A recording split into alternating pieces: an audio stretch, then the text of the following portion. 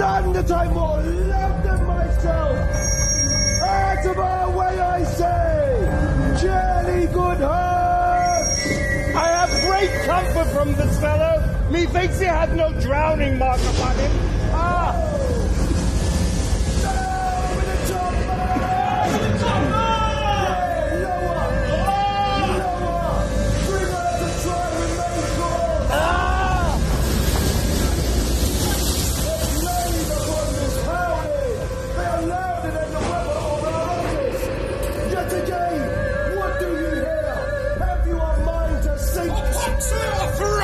You bawling, blasphemous, incharitable dog! Work you there!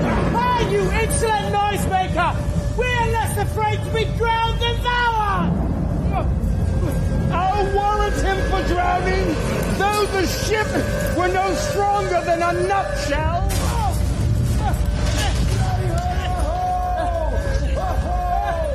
Set our two courses off to sea again! Lay her off!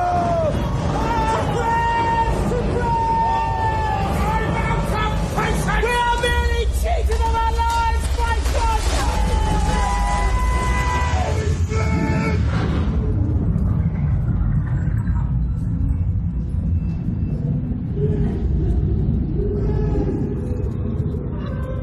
Now would I give 1,000 furlongs of sea for an acre of barren ground. The wills above be done, but I would fain die a dry death.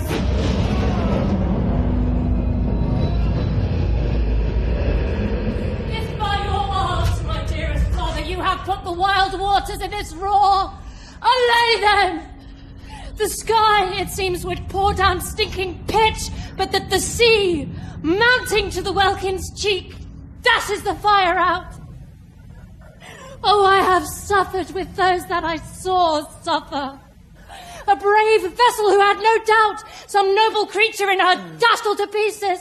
Oh, the cry did knock against my very heart. Poor souls, they perished. Had I been any god of power, I should have sunk the sea within the earth, or ere it should the good ship so have swallowed, and the frauding souls within her. Be collected, no more amazement. Tell your piteous heart there's no harm done. Oh, woe the death! No harm! I have done nothing! But in care of thee, my dear one. Thee, my daughter. Who art ignorant of what thou art, not knowing of whence I am, nor that I am more better than Prospero, master of a full poor cell, and thy no greater father. For to know did never meddle with my thoughts. This time I should inform thee further. Lend thy hand and pluck my magic garment from me.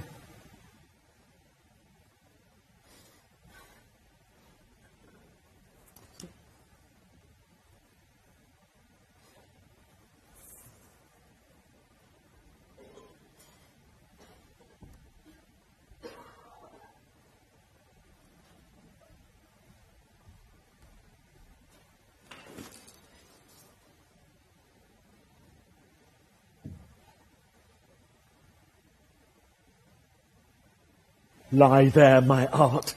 Wipe thou thine eyes, have comfort.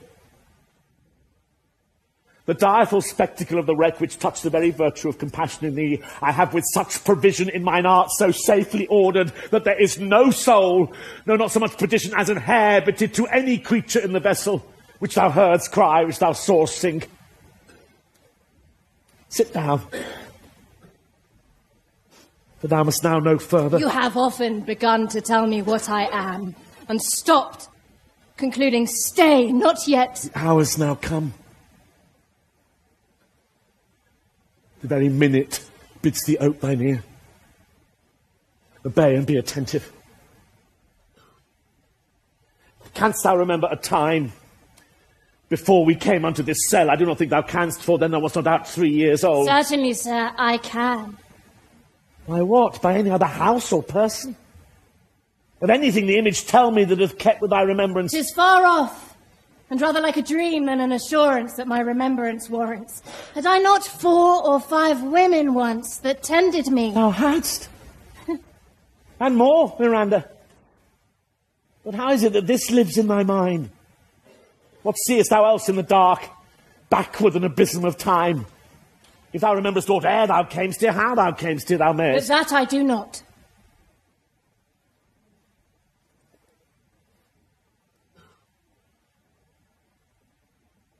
"12 years since, Miranda. 12 years since. Thy father was the Duke of Milan and a Prince of Power. Sir, are not you my father? Thy mother was a piece of virtue, and she said thou wast my daughter. And thy father was Duke of Milan, and his only heir and princess no worse issue. Oh, the heavens! What foul play had we that we came from thence, or blessed was 'twe did? Both, my girl. By foul play, as thou sayest, for we heave thence, but blessedly hope hither. Oh, my heart bleeds to think of the trouble that I have turned you to. Please you further. My brother and thy uncle, called Antonio. I pray thee mark me that a brother should be so perfidious. He whom next thyself of all the world I loved. I, Prospero, the prime duke, being so reputed in dignity, and for the liberal arts without a parallel, those being all my study. The government I cast upon my brother, and to my state grew stranger, being transported and wrapped in secret studies. Thy false uncle, dost thou attend me? Sir, most heedfully. Being once perfected who to advance and who to trash, for overtopping set all hearts to what tune pleased his ear, thou attend'st not. But sir, I do. I pray thee mark me. I, thus neglecting worldly ends, all dedicated to closeness and the bettering of my mind, in my false brother waked an evil nature. He did believe he was indeed the Duke, hence his ambition growing, dost thou hear? Your tale, sir, would cure deafness. To have no screen between this part he played and him he played it for, he needs will be absolute Milan. Me, poor man, my library was dukedom large enough. Of temporal royalties he thinks me now incapable. Confederates, so dry he was for sway with the King of Naples, to give him annual tribute, and to bend the dukedom yet unbowed. Alas, poor Milan's a most ignoble stooping. Oh, the heavens. Mark his condition and the event, then tell me if this might be a brother. I should sin to think but nobly of my grandmother. Good wombs have borne bad sons. Now the condition. The King of Naples, being an enemy to me inveterate, hearkens my brother's suit, which was that he, in lieu of tribute, should presently extirpate me and mine out of the dukedom, and confer fair Milan with all the honours on my brother. Whereon a treacherous army levied, one midnight fated to the purpose, did Antonio open the gates of Milan, and in the dead of darkness the ministers for the purpose hurried thence me and thy crying self. Alack, for pity. I'm not remembering how I cried out then, will cry it o'er again. Go a little further, and then I'll bring thee to the present business which now is upon us. Wherefore did they not that hour destroy us? Well demanded, wench, my tale provokes that question. Dear they durst not. So dear the love my people bore me. Nor set a mark so bloody on the business, but with colours fairer painted their foul ends. In few they hurried us aboard a bark, bore us some leagues to sea, where they prepared a rotten carcass of a butt, not rigged, nor tackle, sail, nor mast. The very rats instinctively have quit it.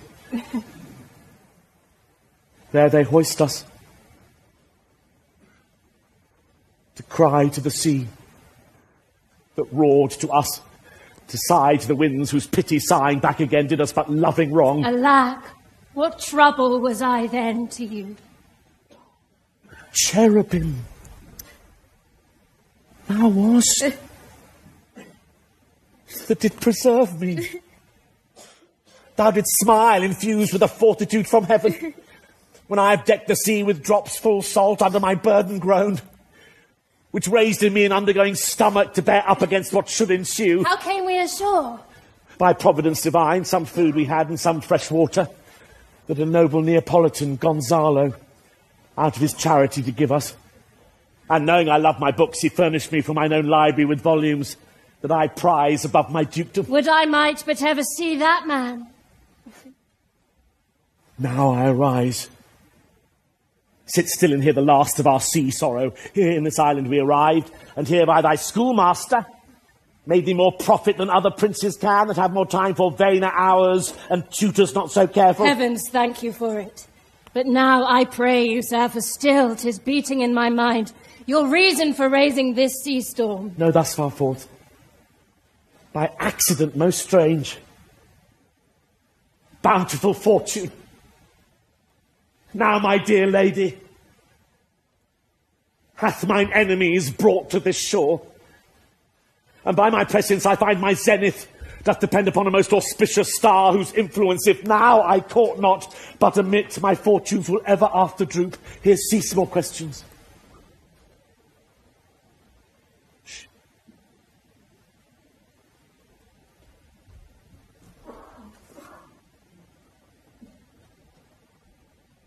Thou'rt inclined to sleep?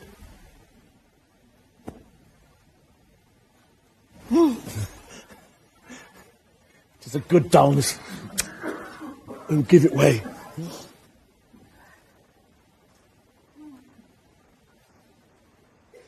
I know thou canst not choose.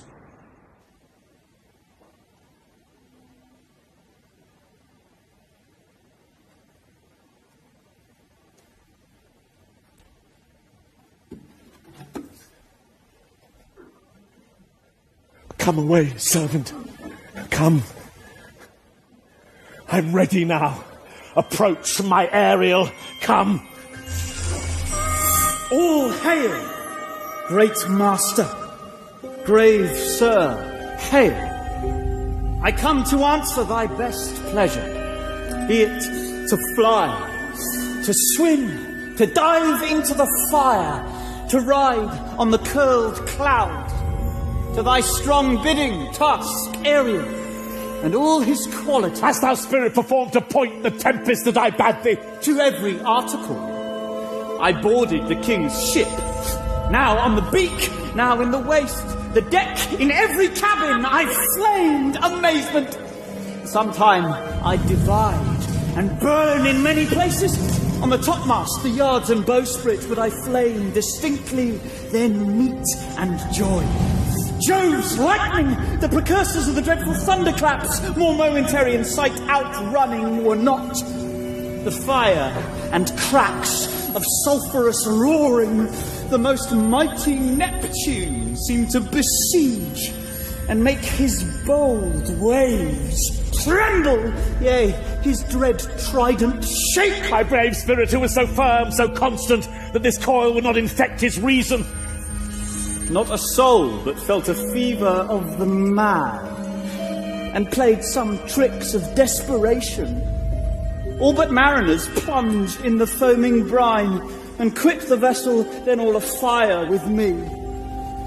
The king's son, Ferdinand, with hair up staring, then like reeds, not hair, was the first man that leapt, cried, "Hell is empty, and all the devils are here!" Oh, that's my spirit, but was not this nigh shore? Close by, my master. But are their Ariels safe? Not a hair perished. On their sustaining garments, not a blemish, but fresher than before. And as thou badst me, in troops I have dispersed them about the isle.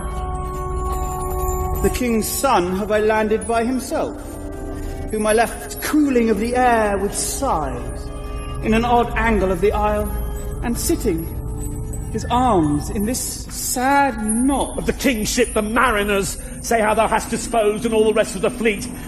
Safely in harbour is the king's ship, in the deep nook where once thou calledst me up at midnight, to fetch dew from the still vexed Bermoothes.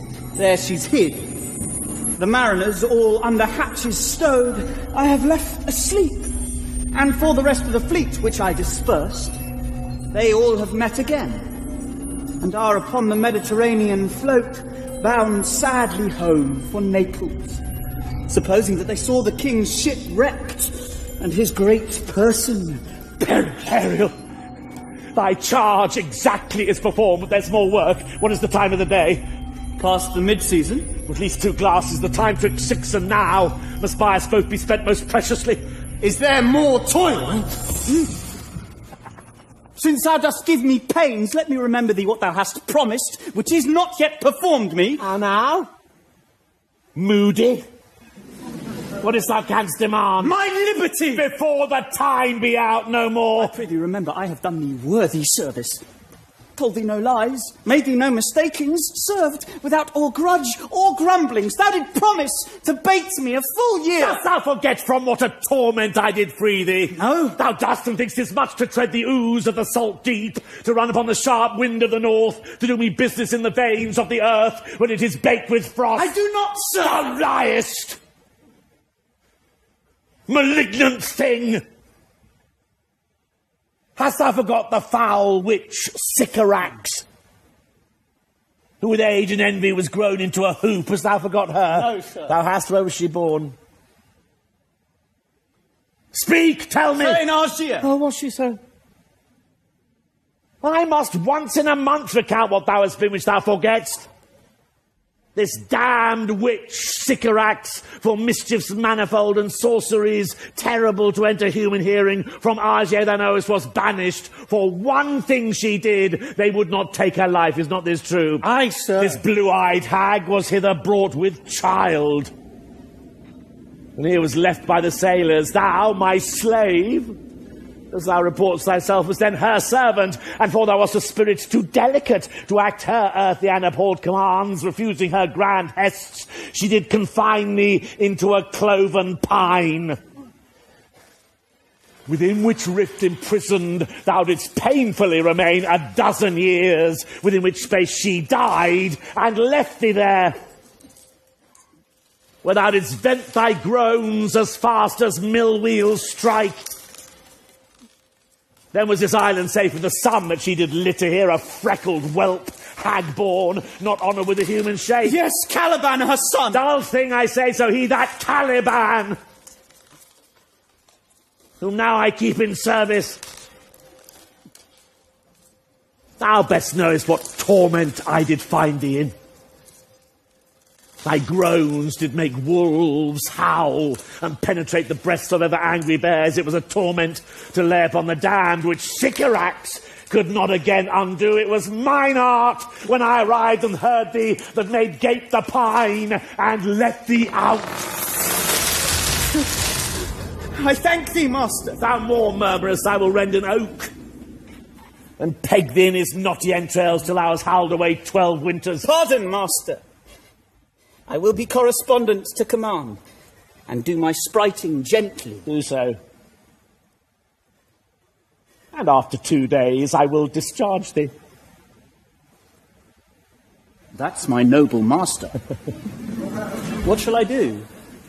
Say what? What shall I do? Oh, make thyself like a nymph of the sea. Be subject to no sight but thine and mine, invisible to every eyeborn else. Go take this shape and hither come in. Go hence with diligence.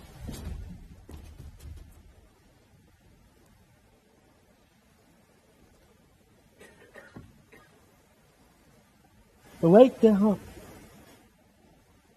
Awake. I slept well, awake. The strangeness of your story put heaviness in me. Shake it off, come. We'll visit Caliban, my slave, who never yields us kind answer. 'Tis a villain, sir, I do not love to look on. But as 'tis, we cannot miss him. He does make our fire, fetch in our wood, and serves in offices that profit us. What ho, slave? Caliban, thou earth, thou speak! There's wood enough within. Come forth, I say, there's other business for thee. Come, thou tortoise, when? Fine apparition, my quaint Ariel, hark in mine ear. My lord, it shall be done. Thou poisonous slave got by the devil himself upon thy wicked dam, come forth!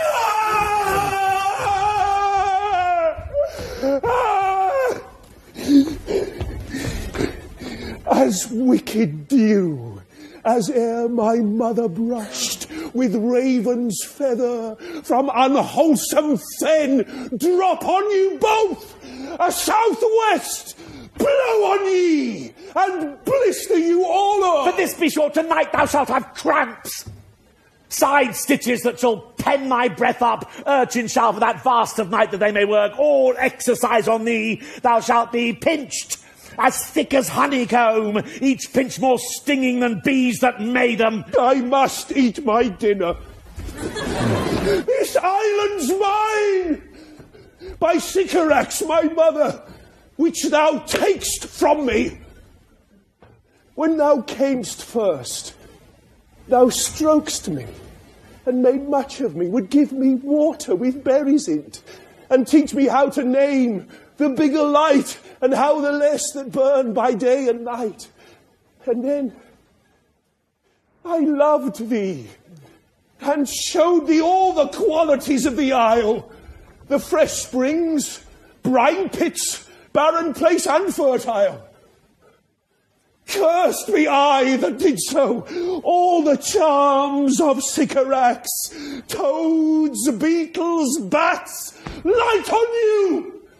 For I am all the subjects that you have, which first was mine own king. And here you stymie this hard rock, whilst you do keep from me the rest of the island. Most lying slave, whose stripes may move not kindness, I have used thee, filth as thou art, with humane care, and lodged thee in mine own cell, till thou didst seek to violate the honour of my child. Would it had been done! Thou didst prevent me. I had peopled else this isle with Calibans. A horrid slave, which any print of goodness wilt not take, being capable of all ill. I pitied thee, took pains to make thee speak, taught thee each hour one thing or other. When thou didst not, savage, know thine own meaning, but wouldst gabble like a thing most brutish, I endowed thy purposes with words that made them known. But thy vile race, though thou didst learn, had that into which good natures could not abide to be with, therefore was thou deservedly confined into this rock, who hadst deserved more than a prison.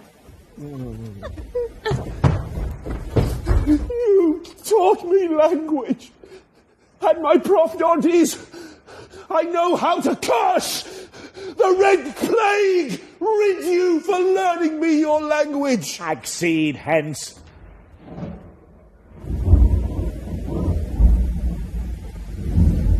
Fetch us in fuel, and be quick thou best to answer other business.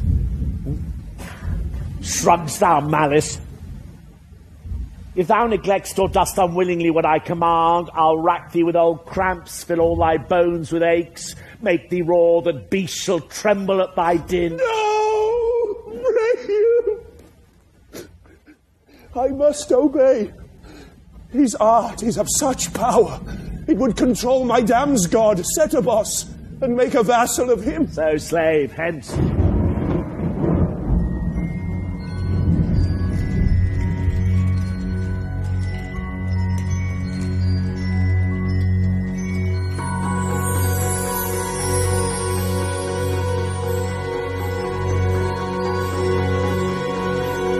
Come unto these yellow sands, and then take hands, curtsied when you have and kissed the wild waves wish.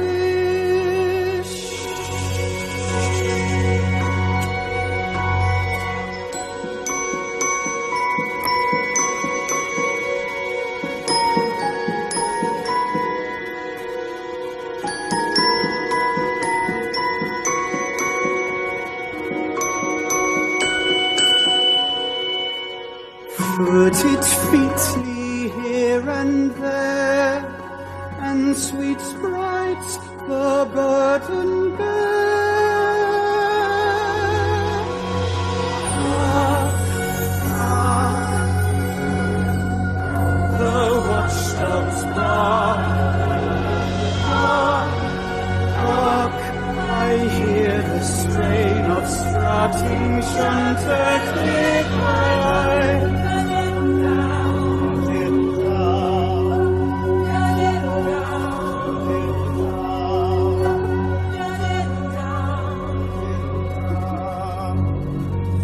Where should this music be?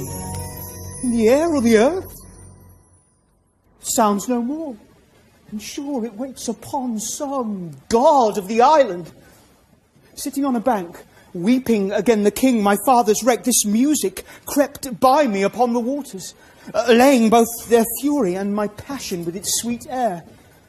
Thence I have followed it, or it hath drawn me rather, but 'tis gone.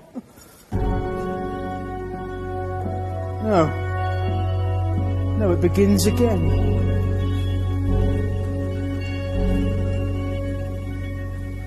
Full fathom 5 thy father lies.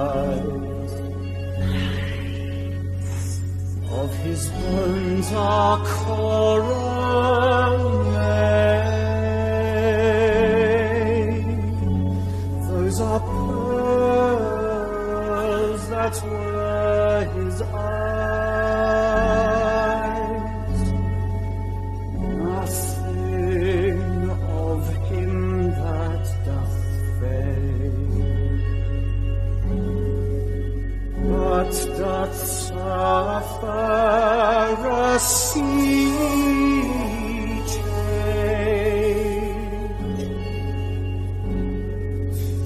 into something rich and sweet.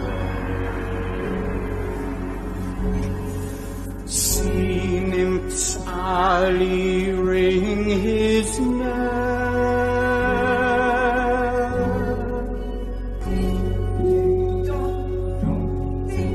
Hark now I hear them. Ding dong bell. Ding dong bell.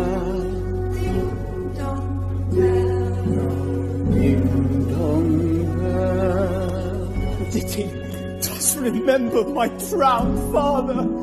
Oh, this is no mortal business, nor no sound the earth owes. I hear it now above me. Full fathom 5 thy father lies. Of his bones are coral made. Those are pearls that were his eyes. Nothing of him that doth fade, but doth suffer a sea change into something rich.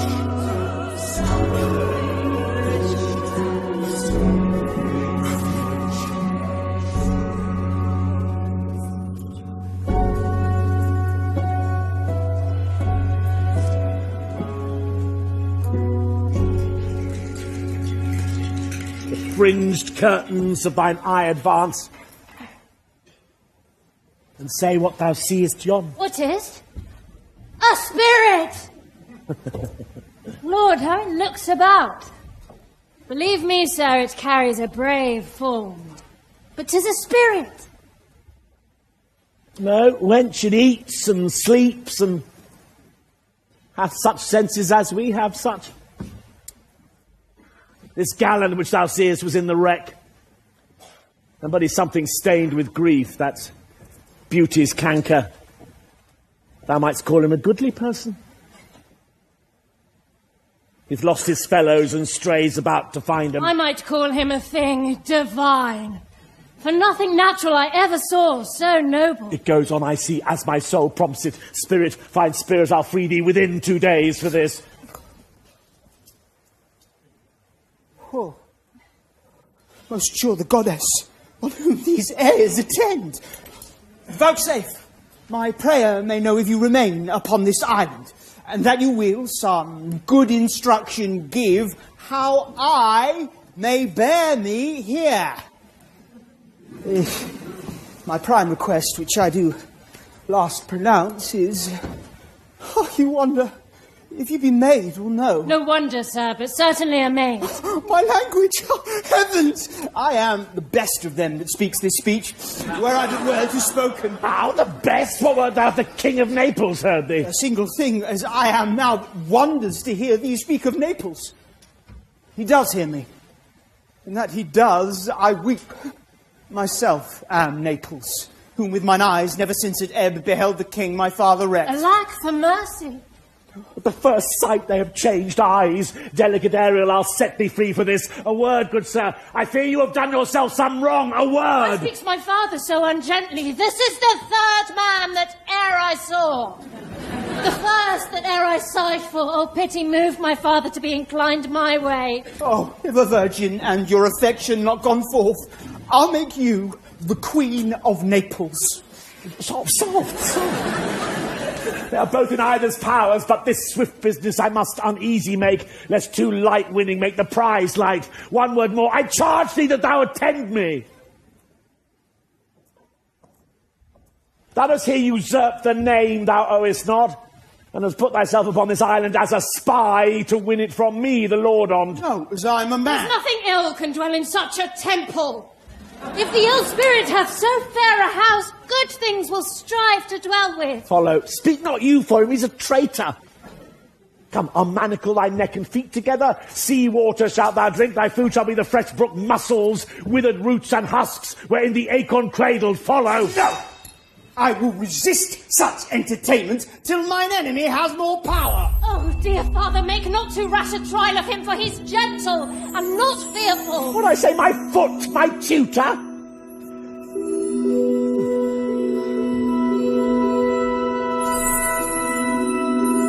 Put thy sword up, traitor, that makes the show but darest not strike. Thy conscience is so possessed with guilt. Come from thy ward, for I can here disarm thee with this stick and make thy weapon drop. Oh, beseech you, father. Hence, hang on my garments. Sir, have pity. I'll be his surety. Silence! One word more shall make me chide thee, if not hate thee. What an advocate for an impostor? Hush. I think there is no more such shapes as he, having seen but him and Caliban. Foolish wench, to the most of men, this is a Caliban.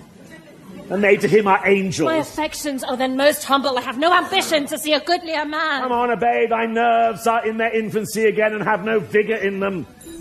So they are. My spirits, as in a dream, are all bound up.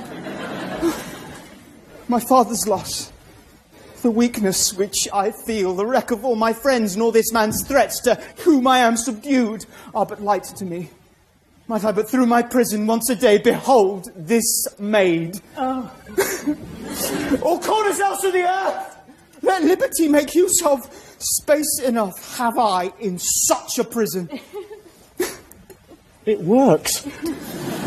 Come on, thou hast done well, fine Ariel. Follow me. Hark what thou else shalt do me. Oh, be of comfort. My father's of a better nature, sir, than he appears by speech. This is unwonted which now came from him. Thou shalt be as free as mountain winds. But then exactly do all points of my command. To the syllable. Come, follow. Speak not for him.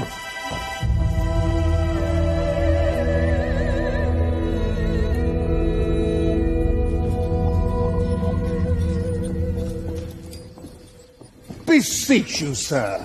Be merry, you have cause. So have we all of joy. For our escape is much beyond our loss. Our hint of woe is common. Every day some sailor's wife, the masters of some merchant, and the merchant have just our theme of woe. But for the miracle, I mean, our preservation, few in millions can speak like us. Then wisely, good sir, weigh our sorrow with our comfort. Prithee, peace. He receives comfort like cold porridge. But he will not give him o'er, so. Oh, look, he's winding up the watch of his wit. By and by it will strike. Sir? One tell. Ding, ding. When every grief is entertained that's offered comes to the entertainer, $1. dollar comes to him indeed. You've spoken truer than you purposed. Taken it wiselier than I meant you should. Therefore, my lord. Fie, what a spendthrift is he, of his tongue. I prithee spare. Well, I have done, but yet... We'll be talking. Which of he or Adrian, for a good wager, first begin to crow? The old cock. The cockerel. Done. The wager. The laughter. The match. Though this island seemed to be So you're paid. uninhabitable and almost inaccessible, Yet. He could not miss. the air breathes upon us here most sweetly. As if it had lungs. And rotten ones. Or as 'twere perfumed by a fen. Here is everything advantageous to life. True, save means to live. That there's none, or little. How lush and lusty the grass looks. How green. The ground indeed is tawny. With an eye of green in it. He misses not much. No, he doth but mistake the truth totally. But the rarity of it is, which is indeed almost beyond credit, As many vouched rarities are. that our garments, being as they were drenched in the sea, hold, notwithstanding their freshness and glosses, being rather new dyed than stained with salt water. If but one of his pockets could speak, would not it say he lies? Aye. Or, very falsely, pocket up his report. Methinks our garments are now as fresh as when we put them on first in Afrique at the marriage of the king's fair daughter, Clarabelle, to the king of Tunis. 'Twas a sweet marriage, and we prosper well in our return. Tunis was never graced before with such a paragon to their queen. Not since Widow Dido's time. Widow? Pox on that. How camest that widow in? Widow Dido? Widow Dido, said you. You make me study of that. She was of Carthage, not of Tunis. This Tunis, sir, was Carthage. Carthage. I assure you, Carthage. Sir, we were talking that our garments seem now as fresh as when we were in Tunis at the marriage of your daughter, who is now queen. And the rarest that e'er came there. Excepting Widow Dido. Widow Dido, aye, Widow Dido! Is not, sir, my doublet as fresh as the first day I wore it? I mean, in a sort. That sort was well fished for. When I wore it at your daughter's marriage. You cram these words into mine ears against the stomach of my sense! Would I had never married my daughter there, for coming thence my son is lost! And in my rate she too, who so far from Italy removed, I ne'er again shall see her. Oh, thou mine heir of Naples and of Milan, what strange fish hath made his meal on thee? Sir, he may live. I saw him beat the surges under him and ride upon their backs. He trod the water, whose enmity he flung aside, and breasted the surge most swollen that met him. I not doubt he came alive to land.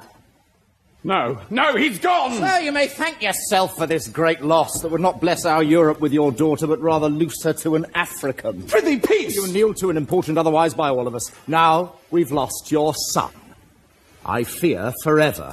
Milan and Naples have more widows in them of this business making than we bring men to comfort them. The fault's your own. So is the dearest of the lost! My lord Sebastian, the truth you speak doth lack some gentleness and time to speak it in. You rub the sore when you should bring the plaster. Very well. It is foul weather in us all, good sir, when you are cloudy. Foul weather. Very foul. Had I plantation of this isle, my lord, He'd sow it with nettle seed. Or docks or mallows. and were the king on't, what would I do? escape being drunk for want of wine. In the Commonwealth, I would by contraries execute all things. For no kind of traffic would I admit, no name of magistrate, letters should not be known, riches, poverty, and use of service, none, contract, succession, born, bound of land, tilt, vineyard, none. No use of metal, corn, or wine, or oil. No occupation, all men idle, all, and women too, but innocent and pure. No sovereignty. And yet he would be king on't! The latter end of his commonwealth forgets the beginning. All things in common nature should produce without sweat or endeavour. Treason, felony, sword, pike, knife, gun, or need of any engine would I not have. But nature should bring forth of its own kind all foison, all abundance to feed my innocent people. No marrying among his subjects? Oh, none, man. All idle, whores and knaves. I would with such perfection govern, sir, to excel the golden age. Save his majesty! Long live Gonzalo! And do you mark me, sir? Prithee no more. Thou dost talk nothing to me. Ha! I do well believe, your highness, and did it to minister occasion to these gentlemen, who are of such sensible and nimble lungs that they're always used to laugh at nothing. But 'twas you we laughed at. Who in this kind of merry fooling am nothing to you, so you may continue to laugh at nothing still. What a blow was there given! And it had not fallen flat! You are gentlemen of brave metal. You would lift the moon out of her sphere if she would continue in it 5 weeks without changing. We would so, and then go a bat fowling. Nay, good my lord, be not angry. No, I warrant you, I will not adventure my discretion so weakly. Oh, will you laugh me asleep? Well, for I'm very heavy. Go, sleep, and hear us!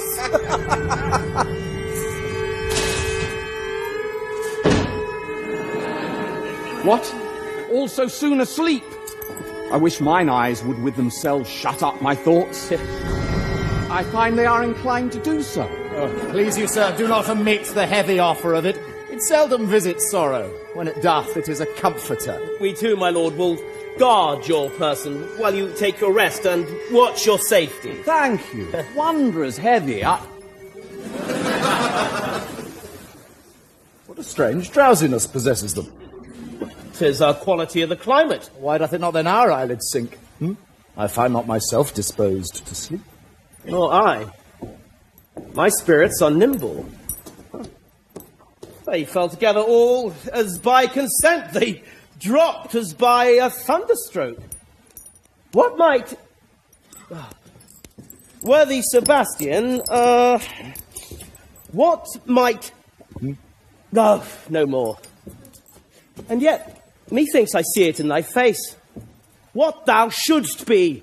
The occasion speaks thee, and my strong imagination sees a crown dropping upon thy head. What? Art thou waking? Or do you not hear me speak? I do, and surely it is a sleepy language, and thou speakst out of thy sleep. What is it thou didst say?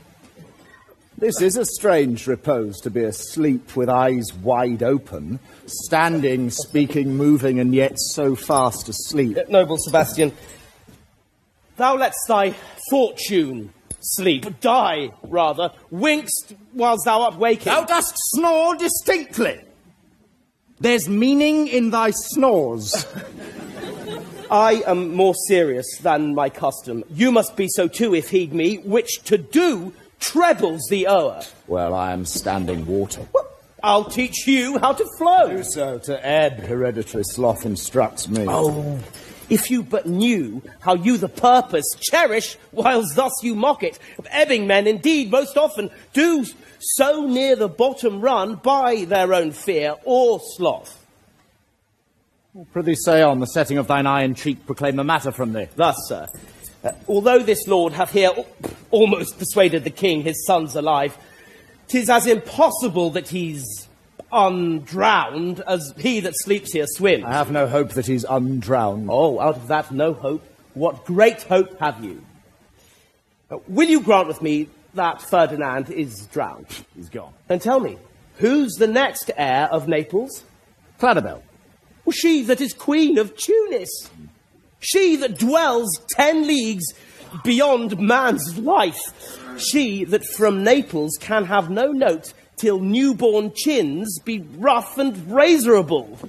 She that from whom we all were sea-swallowed, though some cast again, and by that destiny to perform an act where what's past is prologue, what's to come in yours and my discharge. What stuff is this? How say you? 'Tis true my brother's daughter's queen of Tunis. So was she heir of Naples, twixt which regions there is some space.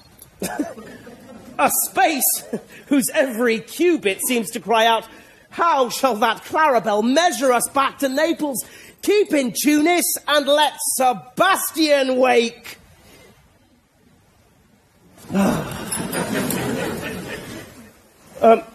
Say this were death that now hath seized them. Why, they were no worse than now they are.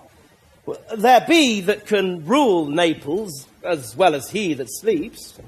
Lords that can prate as amply and unnecessarily as this Gonzalo. I myself could make a choff of this deep chat. Oh, that you bore the mind that I do. What a sleep were this for your advancement? Do you understand me? Methinks I do. And how does your content tender your own good fortune? I remember you did supplant your brother, Prospero. True. And look how well my garments sit upon me. Much feeter than before. My brother's servants were then my fellows. Now they are my men. But for your conscience. Aye, sir, where lies that?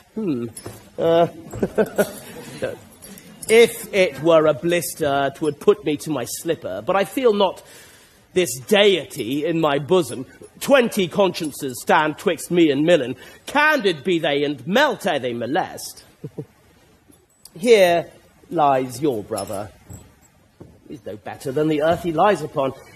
If he were that, which now he's like, that's dead, whom I, with this obedient steel, 3 inches of it can lay to bed forever, whilst you doing thus, to the perpetual wink, for I might put this ancient morsel, this Sir Prudence, who should not upbraid our course. For all the rest, I'll take suggestion as a cat laps milk.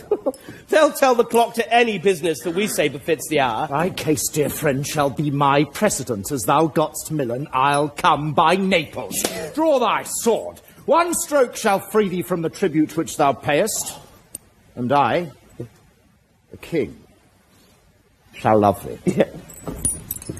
Draw together. And when I rear my hand, do you the like to fall it on Gonzalo. Oh. But one word. My master, through his art, foresees the danger that you, his friend, are in, and sends me forth, for else his project dies, to keep them living. While you here do snoring lie, open-eyed conspiracy his time doth take. If of like you have a care, shake off slumber and beware. Awake. Awake now! Let us both be sudden! No! Good angels, preserve the king! Why, Hannah? How? Awake! Why are you drawn? Wherefore this ghastly looking? What's the matter? Whilst we stood here securing your repose, even now we heard a hollow burst of bellowing, like bulls, or rather lions. Did not wake you? Struck mine ear most terribly. I heard nothing. Oh, it was a din to fright a monster's ear, to make an earthquake. Sure, it was the roar of a whole herd of lions. Heard you this, Gonzalo? Upon mine honour, sir, I heard a humming, and that a strange one too, which did awake me. I shaked you, sir, and cried. As mine eyes opened, I saw their weapons drawn. There was a noise, that's verily. 'Tis best we stand upon our guard, or that we quit this place. Let's draw our weapons. Lead off this ground, and let's make further search for my poor son. Heavens, keep him from these beasts, for he's sure in the island. Lead away. Prospero, my lord, shall know what I have done.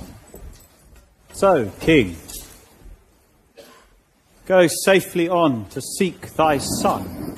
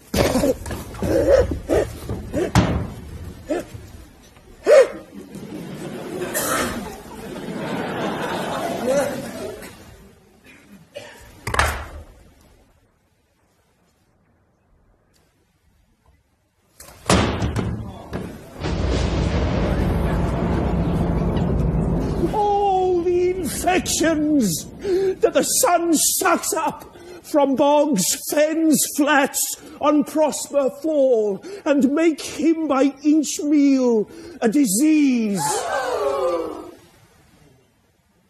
His spirits hear me, and yet I needs must curse, but they'll nor pinch, fight me with urchin shows, pitch me in the mire, nor lead me like a firebrand in the dark out of my way, unless he bid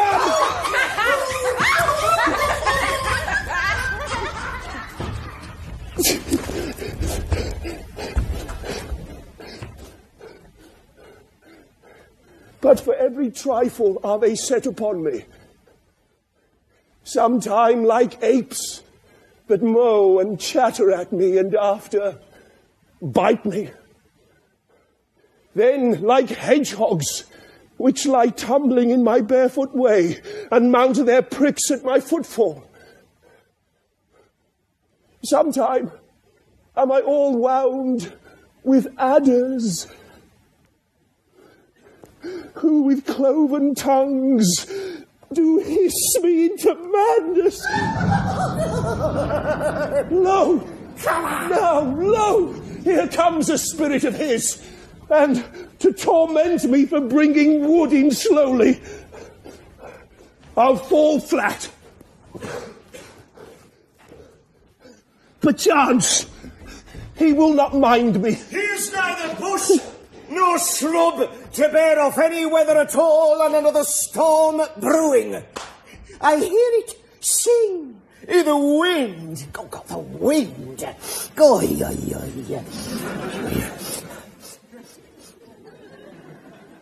Is that you?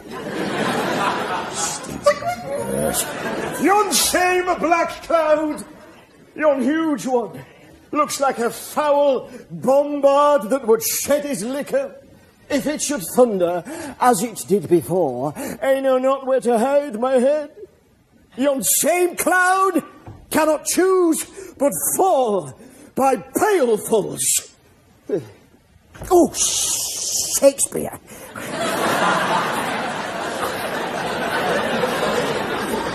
What have we here? Huh? A man or a fish? Dead or alive? It's a fish! Smells like a fish. Very sorry it wasn't you. A very ancient and fish-like smell. Yes, a kind of not of the newest Poor John. A strange fish. Were I in England now, as once I was, yes, I was, yes, and had but this fish painted, not a holiday fool there, but would give a piece of silver. You see, there would this monster make a man. Mind you, any strange beast there makes a man. When they will not give a doit to relieve a lame beggar, they'll lay out 10 to see a dead Indian. Is a dead Indian? No, right. Legged like a man.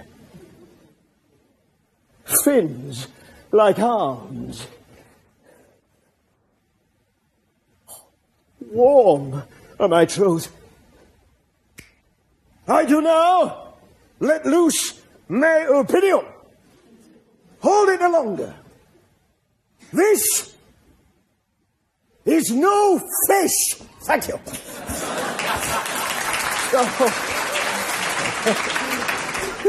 But an islander that hath lately suffered by a thunderbolt. Alas, to the storm is come again. Right. Oh, my best way is to creep under his gabardine. There's no other shelter hereabout. So, oh gosh. Oh gosh. Oh no. Oh. Misery acquaints a man with strange bedfellows.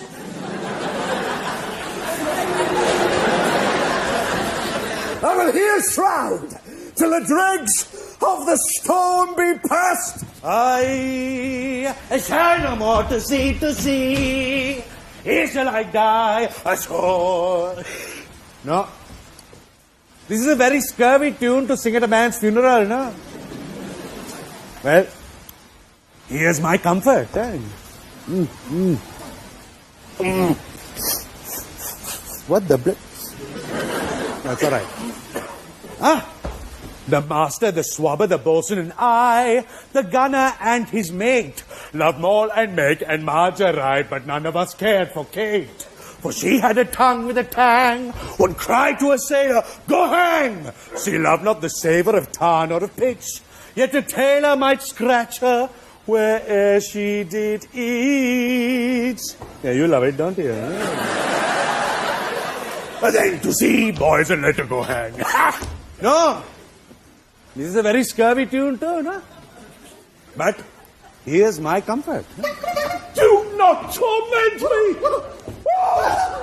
What's the matter? Have we devils here? Do you put tricks upon us with savages, huh? I, Stefano, have not escaped drowning to be afeard now of your 4 legs. What the? The spirit torments me! This is some monster of the isle with 4 legs who hath got, as I take it, an ague. Where the devil should he learn our language, huh? I'll give him some relief, if it be but for that. If I can recover him, and keep him tame, and get to Naples with him, he's a present for any emperor that ever trod on neat's leather. Do not torment me, prithee! I'll bring my wood home faster! Oh, he's in his fit now, and does not talk after the wisest. He shall taste of my bottle. If he have never drunk wine afore, it will go near to remove his fit. Oh, if I can recover him, and keep him tame, I shall not take too much for him. He shall pay for him that hath him, and that soundly. Thou dost me yet but little hurt. Thou wilt anon. I know it by thy trembling. Now prosper works upon thee. Come on your ways. Open your mouth. Here's that which will give language to you. Cat, open your mouth. This will shake your shaking, I can tell you, and that soundly. You cannot tell who's your friend. Open your chaps again. I should know that voice. It should be, but he is drowned, and these are devils. Oh, defend me! 4 legs and 2 voices. A most delicate monster, huh? His forward voice is now to speak well of his friend. His backward voice is to utter foul speeches and to detract. If all the wine in my bottle will recover him, I will help his ague. Come, my men, I'll pour some in thy other mouth. Stefano! Oh, doth thy other mouth call me? Oh, mercy, mercy! This is some devil and no monster. I will leave him. I have no long spoon. Stefano, if thou beest Stefano, touch me, speak to me, for I am Trinculo. Be not afeard, thy good friend, Trinculo. If thou beest Trinculo, come forth. I'll pull thee by thy lesser legs. If any be Trinculo's legs, these are they. On this side. Thou art very Trinculo indeed. How camest thou to be the stool of this mooncalf, huh? Can he vent Trinculos? No, I took him to be killed with a thunderstroke. Aye, aye, aye. But art thou not drowned, Stefano? I hope now thou art not drowned. Is the storm overblown?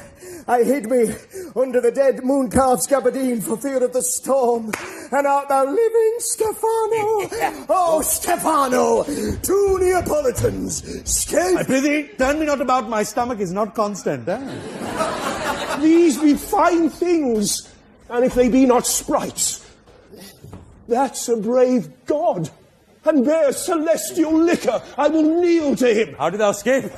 How camest thou hither? Swear, by this bottle, how thou camest hither. I escaped upon a butt of sack, which the sailors heaved overboard. By this bottle, which I made of the bark of a tree, with mine own hands, since I was cast ashore. Look, it's good, look at it. I'll swear upon that bottle to be thy true subject, for the liquor is not earthly. Here, swear how thou escaped. Swim ashore, man, like a duck. I can swim like a duck, I'll be sworn. Here, kiss the boy. Though thou canst swim like a duck, thou art made like a goose. Stefano, hast any more of this? The whole butt, man. My cellar is in a rock by the seaside where my wine is hid. How now, moon calf? Huh? How does thine ague? Hast thou not dropped from heaven? Out of the moon, I do assure thee. I was the man in the moon when time was, you know. I have seen thee in her, and I do adore thee. My mistress showed me thee, and thy dog, and thy bush. Some swear to that kiss the boy. Oh, no. Oh. I'll furnish it anon with new contents, I swear. Oh, by this good light, this is a very shallow monster. I have feared of him, a very weak monster, the man in the moon. A most poor, credulous monster, well-drawn monster in good sooth.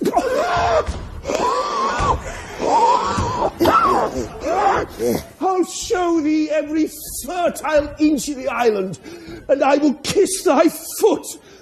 I prithee, be my God by this light. A most perfidious and drunken monster. When's God's asleep, he'll rob his bottle. I'll kiss thy foot. Oh my God. I'll swear myself thy true subject. Come on then, down and swear, huh? I shall laugh myself to death at this puppy-headed monster. A scurvy monster. I could find in my heart to beat it. Don't kiss. For the poor monster's in drink.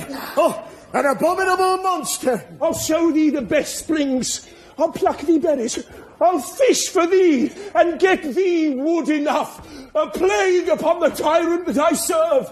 I'll bear him no more sticks, but follow thee, thou wondrous man. Most ridiculous monster to make a wonder of a poor drunkard. I prithee, let me bring thee where crabs grow. And I, with my long nails, will dig thee pig nuts, show thee a jay's nest, and instruct thee how to snare the nimble marmozet. I'll bring thee to clustering filberts, and sometimes I'll get thee young scamills. From the rock! Wilt thou go with me? I prithee, now lead the way without any more talking, huh? Trinculo, the king and all our company else being drowned, we will inherit here. Here, there my bottle. Yes. Fellow Trinculo will fill him by and by again. Farewell, master! Farewell! Farewell! Howling monster, a drunken monster!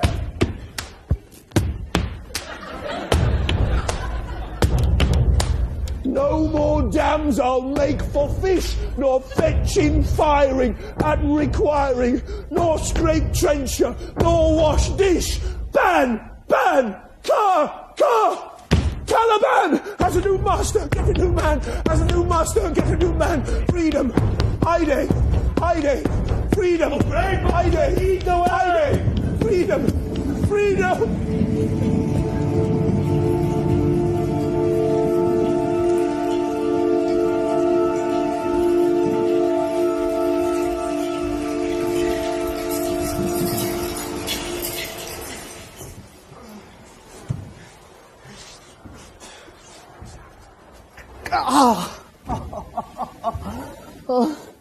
Maybe some sports are painful and their labour delight in them sets off. This, my mean task, would be as heavy to me as odious, but the mistress which I serve quickens what's dead and makes my labours pleasures. Oh, she is 10 times more gentle than her father's crab. And he's composed of harshness. I must remove some thousands of these logs and pile them up upon a soaring junction. My sweet mistress weeps when she sees me work. and says that such baseness had never like executor. I forget, but these sweet thoughts do even refresh my labours, most busy least when I do it. Alack now, pray you, work not so hard. I would the lightning had burnt up those logs that you are enjoined to pile. Pray, set it down and rest you. When this burns, 'twill weep for having wearied you. My father is hard at study. Pray now, rest yourself, he's safe. For these 3 hours. Oh, most dear mistress, the sun will set before I shall discharge what I must strive to do. If you'll sit down, I'll bear your logs a while. Pray, give me that, I'll carry it to the pile. No, precious creature. I had rather crack my sinews, break my back, than you should such dishonour undergo whilst I sit lazy by. It will become me as well as it does you, and besides, I should do it with much more ease. For my goodwill is to it, and yours it is against. Poor worm, thou art infected. This visitation shows it. You look wearily. No. Noble mistress, 'tis fresh morning with me when you are by at night. I do beseech you, chiefly that I might set it in my prayers. What is your name? Miranda. Oh, my father, I have broke your hest to say so. Admired Miranda. Indeed, the top of admiration. Worth what's dearest to the world. Full many a lady I have eyed with best regard, and many a time the harmony of their tongue hath into bondage brought my too diligent ear. For several virtues have I liked several women, never any with so full soul, but some defect in her did quarrel with the noblest grace she owed and put it to the foil. But you, oh you, so perfect and so peerless, are created of every creature's best. I do not know one of my sex. No woman's face, remember, save from my glass, my own. Nor have I seen more that I may call men than you, good friend, and my dear father. How features are abroad, I am skillless of, but by my modesty, the jewel in my dower, I would not wish for any companion in the world but you. And nor can imagination form a shape beside yourself to like of, but I prattle. Something too wildly, and my father's precepts I therein do forget. I am, in my condition, a prince, Miranda. I do think a king. I would not so, and would no more endure this wooden slavery than to suffer the flesh fly blow my mouth. Hear my soul speak. The very instant that I saw you did my heart fly to your service. There resides to make me slave to it, and for your sake am I this patient logman. Do you love me? Oh, heaven. Oh, earth, bear witness to this sound, and crown what I profess with kind event, if I speak true, if hollowly invert what best is boded me to mischief. I, beyond all limit of what else in the world, do love, prize, honour you. I am a fool to weep at what I am glad of.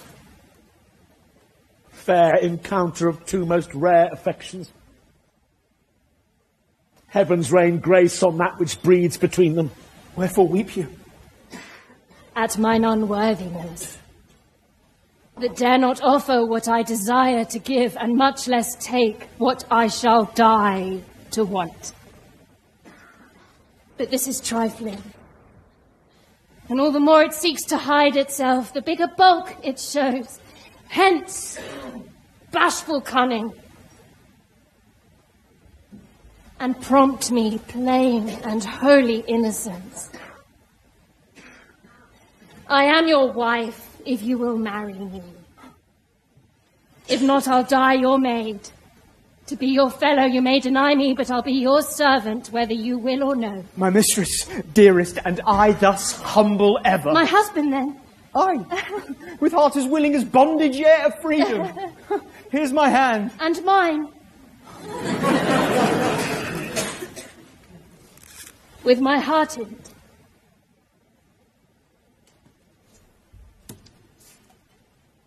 And now farewell. Till half an hour hence. 1,000!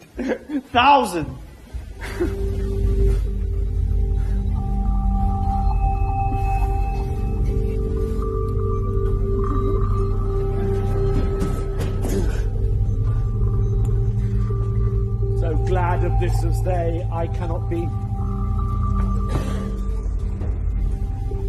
Who are surprised withal. But my rejoicing at nothing can be more. Out to my book. For yet ere supper time must I perform much business appertaining.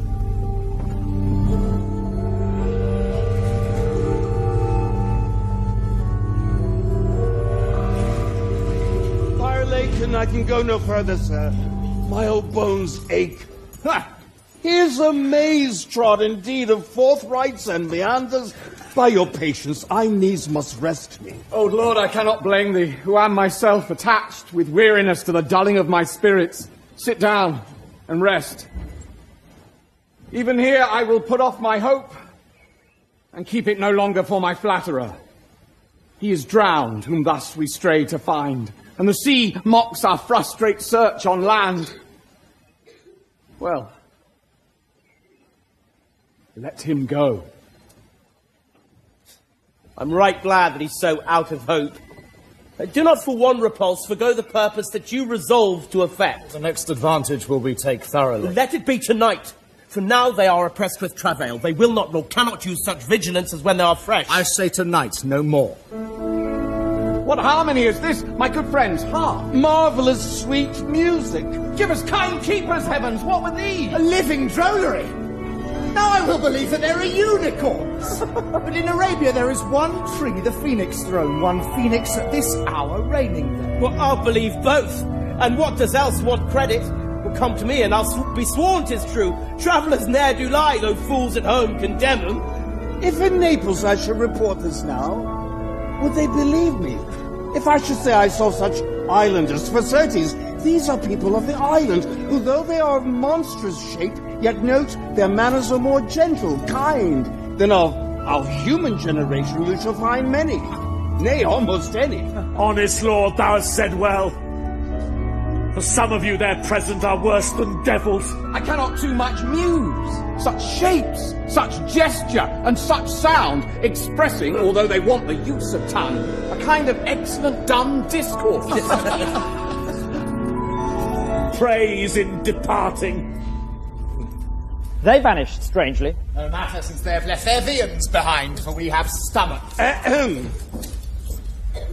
Wilt please you taste of what is here? Not I. Faith, sir, you need not fear. When we were boys, who would believe that there were mountaineers, dewlap like bulls, whose throats had hanging at them wallets of flesh, or that there were such men whose heads stood in their breasts? I will stand to and feed. Although my last, no matter, since I feel the best is past. Brother, my lord the Duke, stand to and do as we.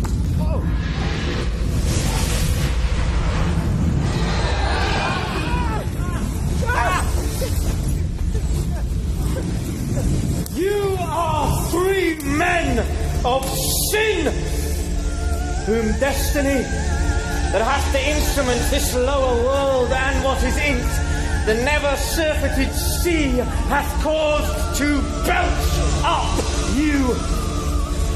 And on this island, where man doth not inhabit, you mongst men being most unfit to live, I have made you mad. And even with such like valour, men hang and drown their proper selves. You fools! I and my fellows are ministers of fate.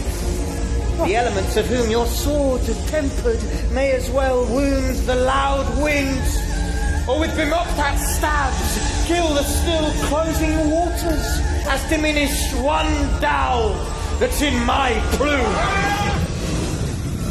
My fellow ministers are like invulnerable. If you could hurt, your swords are now too massive for your strength, and will not be uplifted. But remember, for that's my business to you, that you three from Milan did supplant good Prospero, exposed unto the sea, which hath requited him and his innocent child, for which foul deed the powers, delaying, not forgetting, have incensed the seas and shores, yea, all the creatures against your peace. Be of thy son, Alonso, they have bereft, and do pronounce by me lingering perdition, worse than any death can be at once, shall step by step attend you and your ways, whose wrath to guard you from, which here in this most desolate isle else falls upon your head, is nothing but heart's sorrow and a clear life ensuing.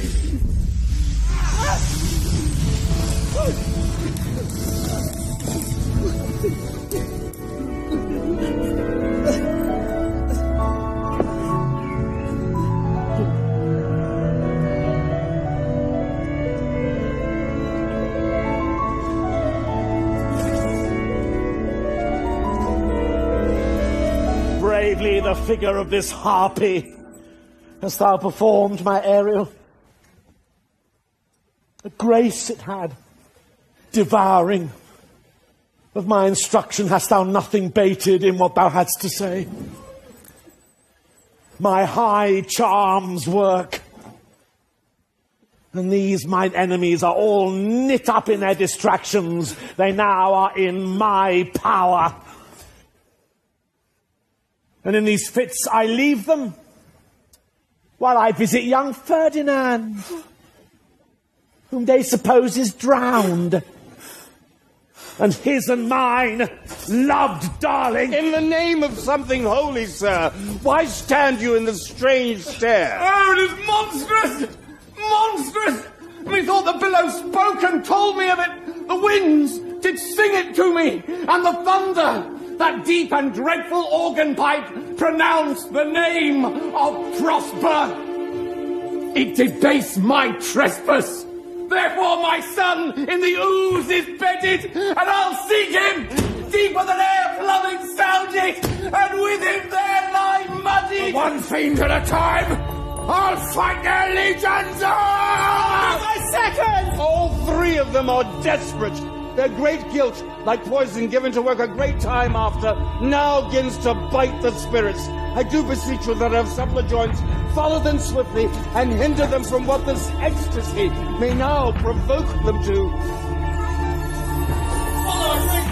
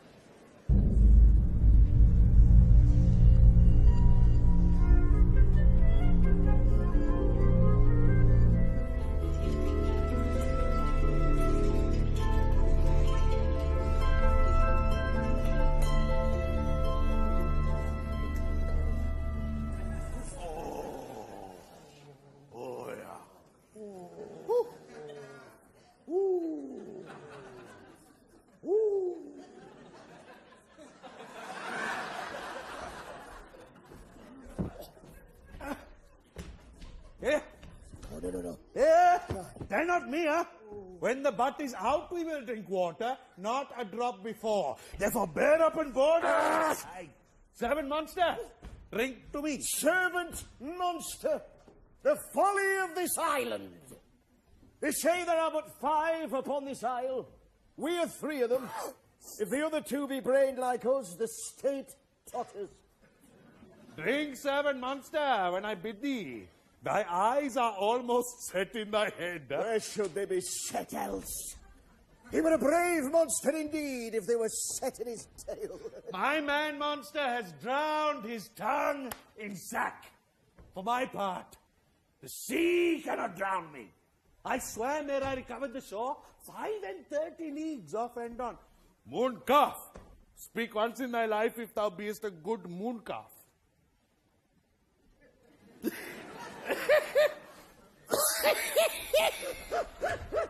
How does thy honour? Let me lick thy shoe. I'll not serve him. He's not valiant. Thou liest, most ignorant monster! Why, thou debossed fish, thou! Was there ever a man a coward that hath drunk so much sap as I today? And wilt thou tell a monstrous lie, being but half a fish, and half a monster? No! How he mocks me! Wilt thou let him, my lord? Lord, quoth he, that a monster should be such a natural. Lo, again! Bite him to death! I prithee. Trinculo, keep a good tongue in your head, huh? If you prove a mutineer, the next tree, the poor monster's my subject, and he shall not suffer indignity. I thank my noble lord. Wilt thou be pleased to hearken once again to the suit I made to thee? Marry will I. Kneel and repeat it. I shall stand, and so shall Trinculo. As I told thee before, I am subject to a tyrant, a sorcerer, that by his cunning hath cheated me of this island. Thou liest! Thou liest! Thou jesting monkey, thou! I would my valiant master would destroy thee. I do not lie. Trinculo, if you trouble him any more in his tale, by this hand, I will supplant some of your teeth. I said nothing. From then and no more. Proceed. I say by sorcery he got this isle. From me he got it. If thy greatness will revenge it on him, for I know thou darest. But this thing dare not. That's most certain. Thou shalt be lord of it, and I'll serve thee. How now shall this be compassed? Canst thou bring me to the party? Huh? Yea, my lord. I'll yield him thee asleep, where thou mayest knock a nail into his head. Thou liest, thou canst not. What a pied ninny's this? Thou scurvy patch, I do beseech thy greatness, give him blows, and take his bottle from him. When that's gone, he shall drink naught but brine, for I'll not show him where the quick freshies are. Trinculo, run into no further danger. Interrupt the monster but one word further. By this hand, I will turn my mercy out of doors and make a stockfish of thee. Why? What did I? I did nothing. Look, I'll go farther off. Did thou not say he lied? Thou liest! Oh, do I so? Take thou that, and as you like this, give me the lie another time. I did not give the lie. Out to your wits and hearing too. Poxy a bottle. This can drinking do. A marine monster. and the devil take your fingers. I got a big.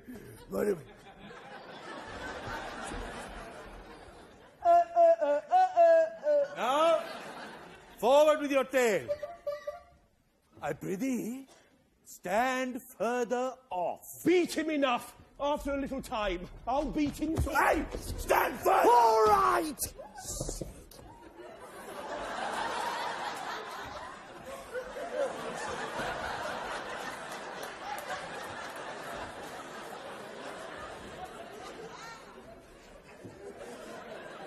Come, proceed.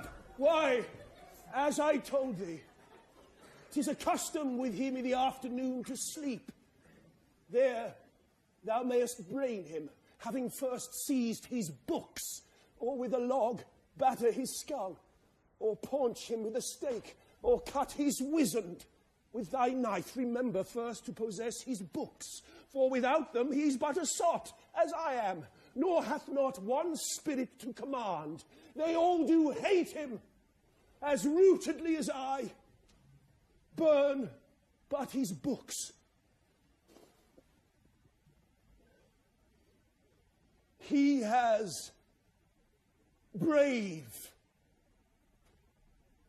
utensils.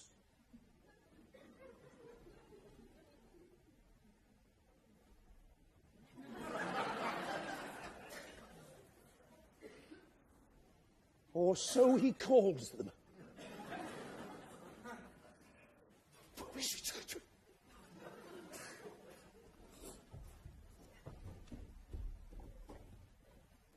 It's a knife and fork. Yeah, no, just go back. And that most deeply to consider is the beauty of his daughter. He himself calls her a nonpareil. I never saw a woman, but only Sycorax, my dam. And she...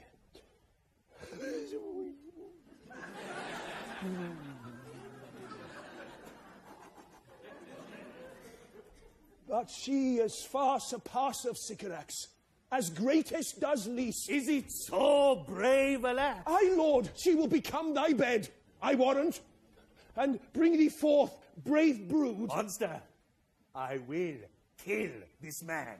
His daughter and I shall be king and queen, save our graces, and Trinculo and thyself shall be viceroys. Dost thou like the plot, Trinculo, huh? Excellent.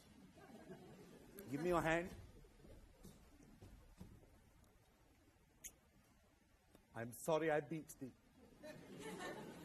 But while thou livest, keep a good tongue in thy head. Within this half hour will he be asleep. Wilt thou destroy him then? Aye, on mine honour. This will I tell my master. Thou makest me merry! I am full of pleasure! Let us be jocund! Will you troll the catch? You taught me but wild air. At thy request, monster, I will do reason, any reason. Come on, Trinculo, let us sing. Huh?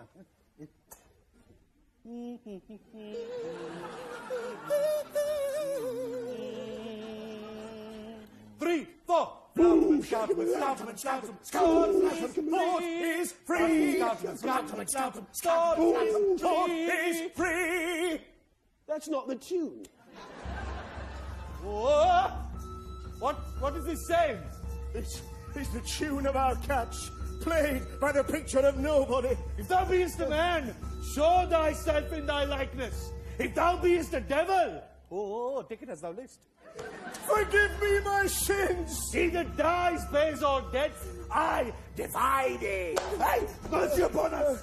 Art thou afeard? No, monster, not I. Be not afeard. The isle is full of noises, sounds, and sweet airs that give delight and hurt not. Sometimes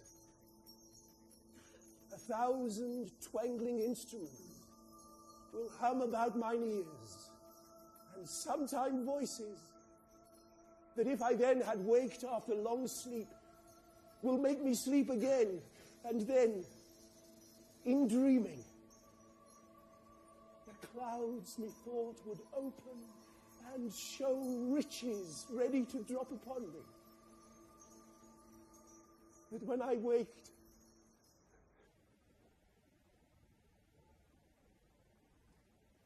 I cried to dream again.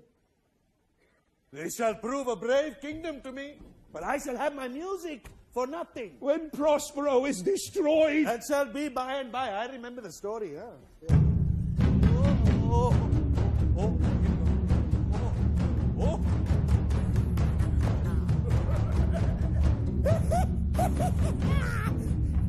The sound is going away. Let's follow it and after do our work. Lead, monster, we'll follow. I would I could see this taborer. He lays it down. Woo! We'll come.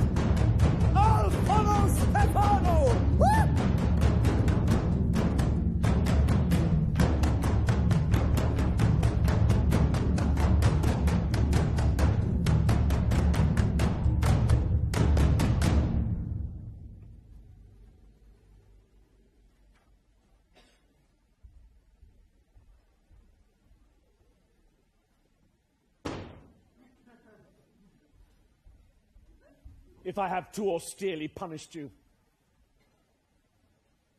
Your compensation makes amends. For I do give you here a third of mine own life.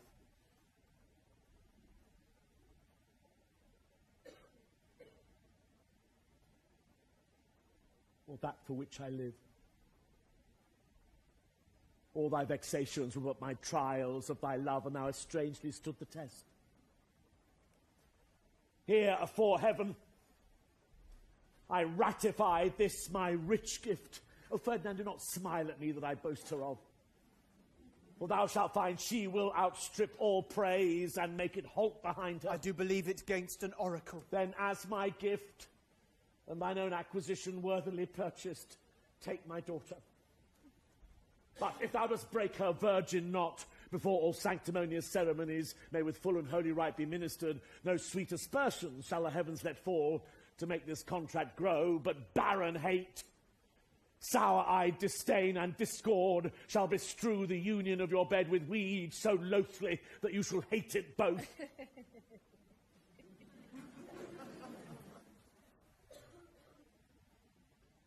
Therefore take heed, as Hymen's lamp shall light you. As I hope, for quiet days, fair issue and long life, with such love as 'tis now. The murkiest den, the most opportune place, the strongest suggestion our worser genius can, shall never melt mine honour into lust. To take away the edge of that day's celebration, when I shall think, or Phoebus' steeds are founded, or night kept chain below. Fairly spoke. Sit then, and talk with her. She is thine own. What Ariel, my industrious servant Ariel?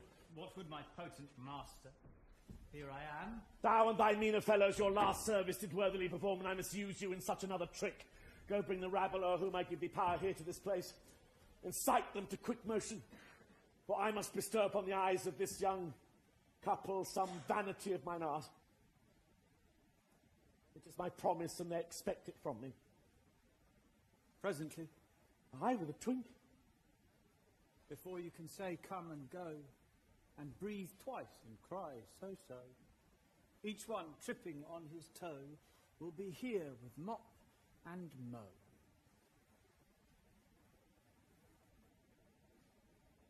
Do you love me, master? No.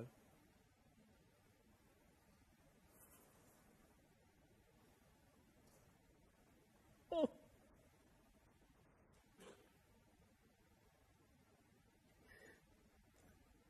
Dearly, my delicate Ariel, do not approach till thou dost hear me call. Well, I conceive. Look thou be true. Do not give dalliance too much the rein. The strongest oaths are straw to the fire in the blood. Be more abstemious, or else good night your vow. I warrant you, sir. The white cold virgin snow upon my heart abates the ardour of my liver. Now come, my Ariel, bring a corollary rather than want a spirit. Appear and pertly. No tongue, all eyes. Be silent.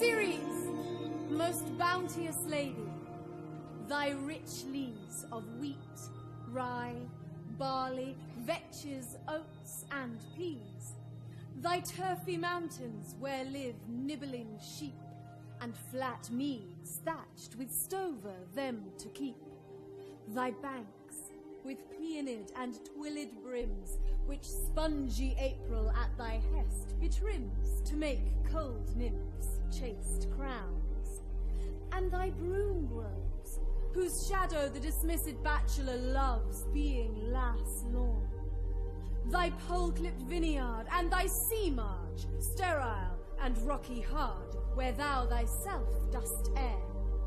The queen of the sky, whose watery arch and messenger am I, bids thee leave these, and with her sovereign grace, here on this grass plot, in this very place, to come and sport.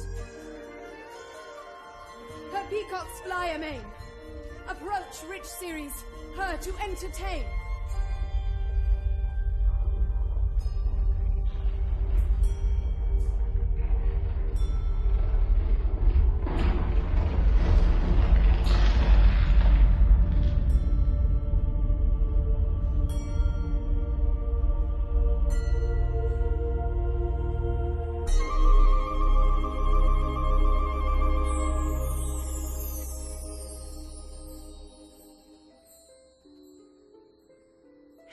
Many-coloured messenger, that ne'er dost disobey the wife of Jupiter, who with thy saffron wings upon my flowers diffusest honey drops, refreshing showers, and with each end of thy blue bow dost crown my bosky acres and my unshrubbed down, rich scarf to my proud earth.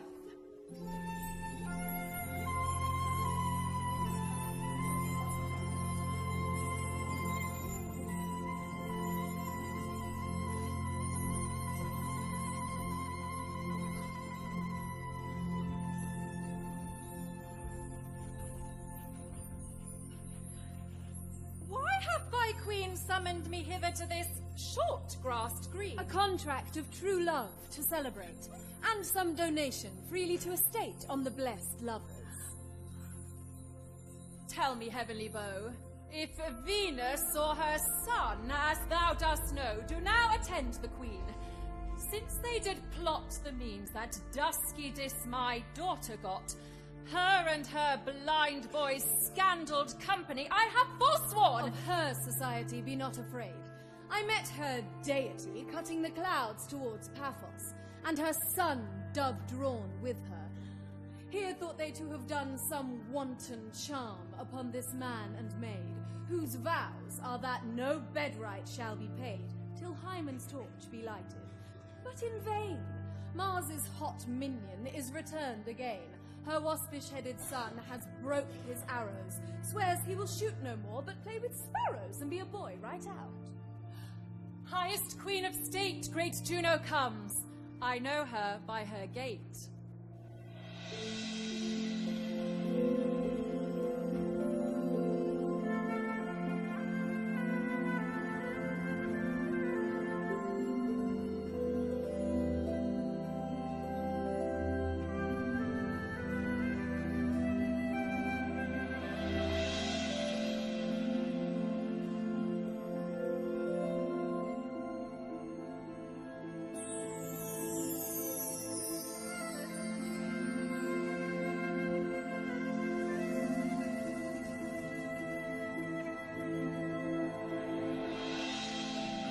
My bounteous sister, go with me to bless this twain, that they may prosperous be, and honoured in their issue.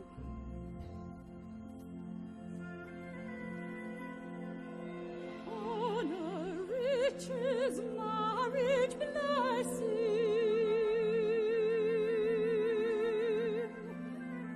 long continuance and increasing.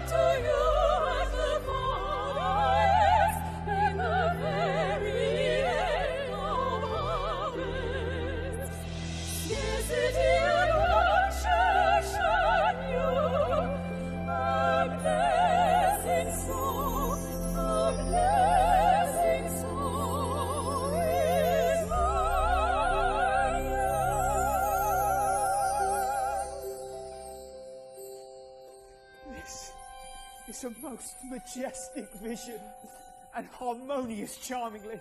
May I be bold to think these spirits... Spirits, which by mine art I have from their confines called to enact my present fancies. Let me live here, ever. So rare a wondered father and a wife make this place paradise. Sweet now, silence. Silence. Juno and Ceres, whisper seriously, there's something else to do. Hush and be mute, or else our spell is marred.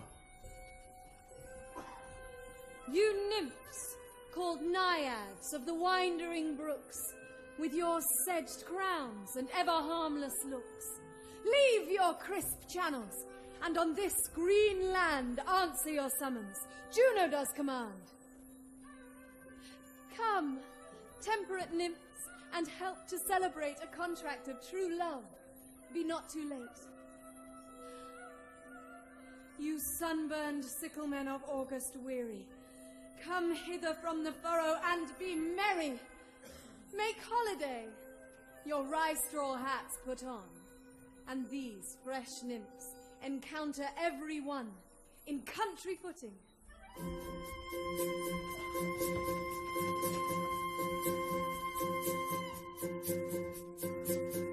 Honor, riches, marriage, blessing.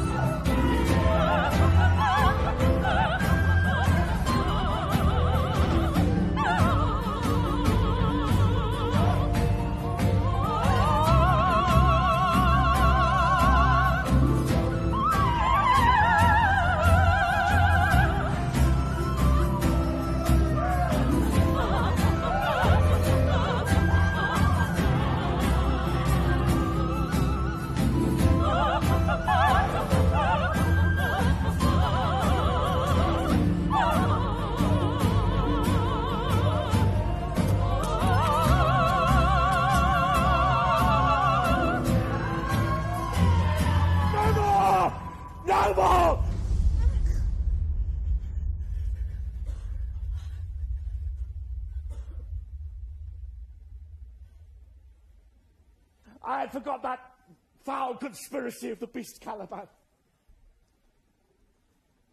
and his confederates against my life. The minute of their plot is almost come. Avoid no more!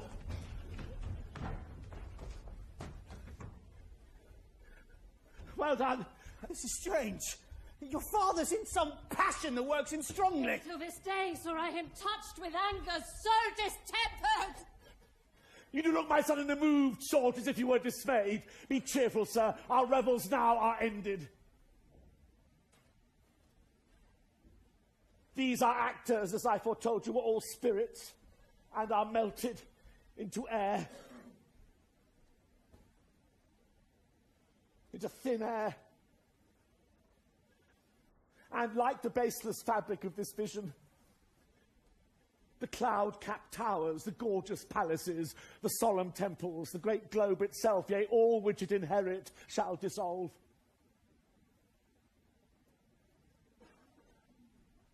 And like this insubstantial pageant faded, leave not a rack behind.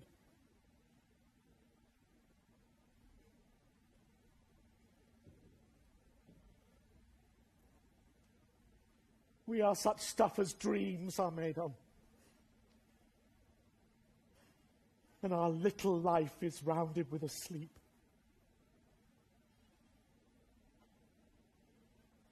Sir, I'm vexed. Bear with my weakness. My old brain is troubled. Be not disturbed with my infirmity. If you be pleased, retire into my cell and there repose. A turn or two I'll walk to still my beating mind. Wish your peace. Come with a thought. I thank thee, Ariel, come! Thy thoughts I cleave to. What's thy pleasure? Still must prepare to meet with Caliban. Aye, my commander. When I presented Ceres, I thought to have told thee of it, but I feared lest I might anger thee. Say again, where didst thou leave these varlets? I told you, sir. They were red hot with drinking, so full of valour that they smote the air for breathing in their faces, beat the ground for kissing of their feet, yet always bending towards their project. Then I beat my tabor, at which, like unbacked colts, they pricked their ears, advanced their eyelids, lifted up their noses as they smelt music. So I charmed their ears, that calf-like they my lowing followed through toothed briars, sharp furzes, pricking gorse and thorns, which entered their frail shins. At last I left them in the filthy-mantled pool beyond your cell, there dancing up to the chins, that the foul lake o'erstunk their feet. This is well done, my bird. Thy shape invisible retain thou still. The trumpery in my house go bring it hither for stale to catch these thieves. I go. A devil, a born devil, on whose nature nurture can never stick, on whom my pains, humanely taken, all lost, quite lost. And as with age his body uglier grows, so his mind cankers. I will plague them all, even to roaring.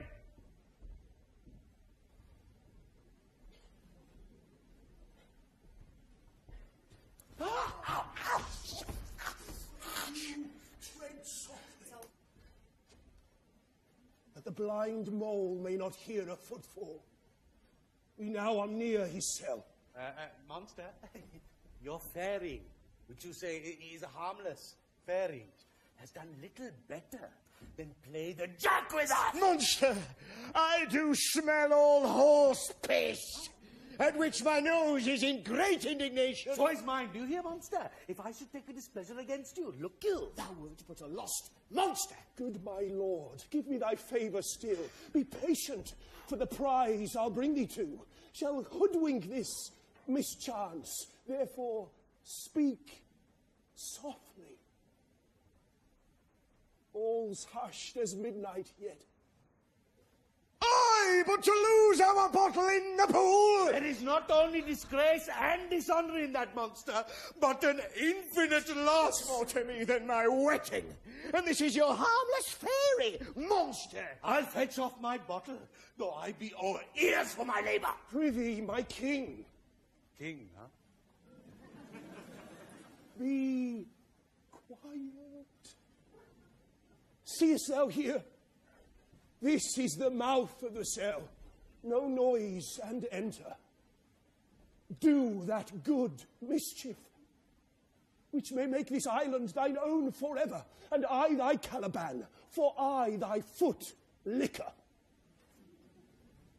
Give me your hand. I do begin to have bloody thoughts.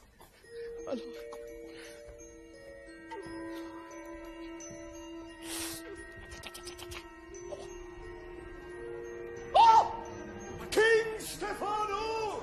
Oh, Peter! Oh, worthy Stefano! Look, what a wardrobe here is for thee! Let it alone, thou fool! It is but trash. Monster! We know what belongs to a frippery. King Stefano! Put off that gown, Trinculo. By this hand, I'll have that gown, yes? My grace shall have it. The dropsy drown this fool. What do you mean to dote thus on such luggage? Let it alone, and do the murder first. If he awake from toe to crown, he'll fill our skins with pinches, make us strange stuff. Monster, be you quiet. Mrs. Line, is not this my jerkin, We steal by line, like your grace. Oh, I thank thee for this jest. There's a garment for it, which shall not go unrewarded while I am king of this country. Steal by line. There's another garment for it. Oh, monster, come.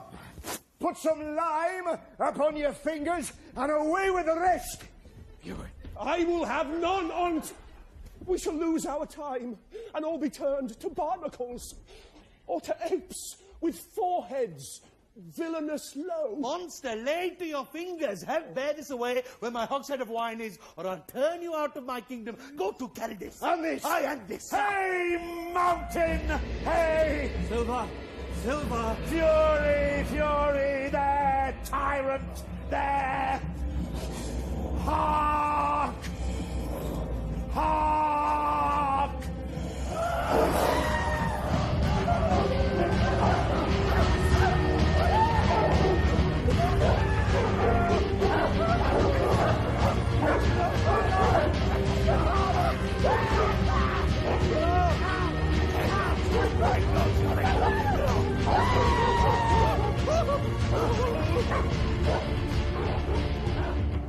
At this hour lies at my mercy all mine enemies. Shortly shall all my labours end, and thou shalt have the air at freedom. Now does my project gather to a head, my charms crack not, my spirits obey, and time goes upright with his carriage. How's the day? On the 6th hour, at which time, my lord, you said our work should cease. I did say so when first I raised the Tempest. Say, my spirit, how fares the king and his followers? Confined together in the same fashion as you gave in charge. Just as you left them. All prisoners, sir, in the lime grove which weather fends your cell. They cannot budge till your release. The king, his brother, and yours abide, all three, distracted. And the remainder mourning over them, brimful of sorrow and dismay. But chiefly him that you term, sir, the good old Lord Gonzalo. His tears run down his beard like winter's drops from eaves of reeds. Your charm so strongly works him, that if you now beheld them, your affections would become tender. Dost thou think so, spirit? Mine would, sir, were I human.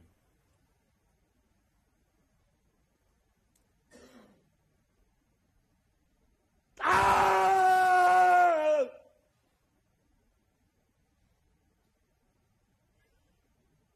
Ah!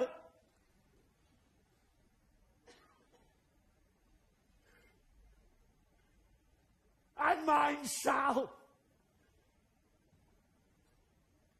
Hast thou which art but air, a touch, a feeling of their afflictions, and shall not myself, one of their kind, that relish all as sharply passion as they, be kindlier moved than thou art? Though with their high wrongs I am struck to the quick, yet with my nobler reason, against my fury do I take part. The rarer action is in virtue than in vengeance. They being penitent, the sole drift of my purpose doth extend not a frown further.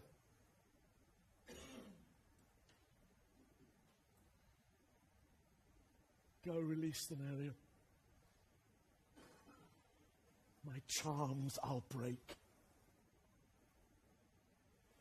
Their senses I'll restore, and they shall be themselves.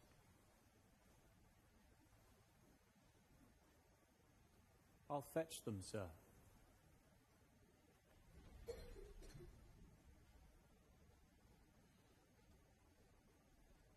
Ye elves of hills, brooks, standing lakes and groves, and ye who on the sands with printless foot do chase the ebbing Neptune and do fly him when he comes back. You demi-puppets, that by moonshine do the green sour ringlets make, whereof the ewe not bites. And you, whose pastime is to make midnight mushrooms, that rejoice to hear the solemn curfew, by whose aid, weak masters though ye be, I have bedimmed the noontide sun, called forth the mutinous winds, and twixt the green sea and the azured vault set roaring war. To the dread rattling thunder have I given fire, and rifted Jove's stout oak with his own bolt. The strong-based promontory have I made shake, and by the spurs plucked up the pine and cedar. Graves, at my command, have waked their sleepers, oped and let 'em forth by my so potent art.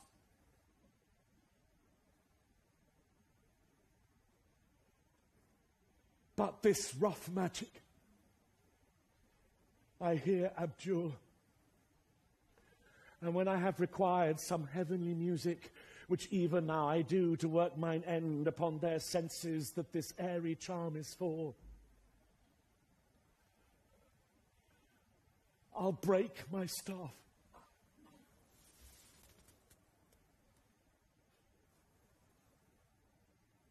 Bury it certain fathoms in the earth, and deeper than did ever plummet sound.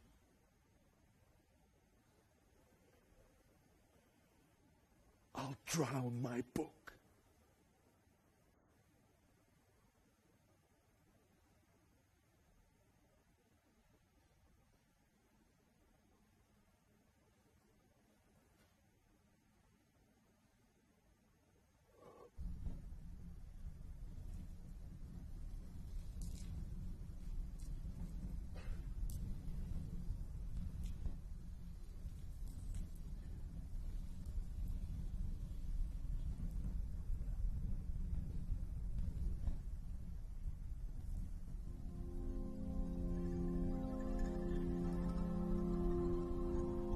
Solemn air.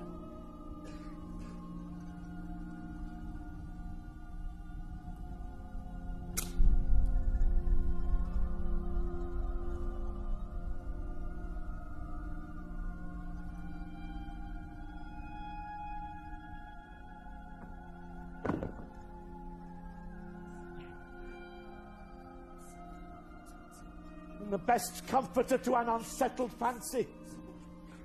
Cure thy brains, now useless, boiled within thy skull. There stand, for you are spell stopped. Holy Gonzalo,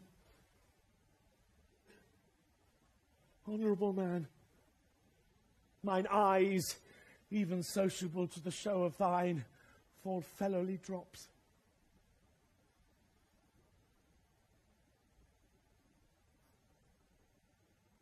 Charm dissolves apace, and as the morning steals upon the night, melting the darkness, so their writhing senses begin to chase the ignorant fumes that mantle their clearer reason. Oh, good Gonzalo, my true preserver, and a loyal sir, to him thou followest, I will pay thy graces home, both in word and deed.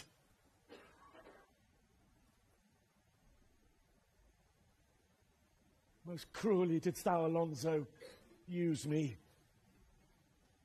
and my daughter.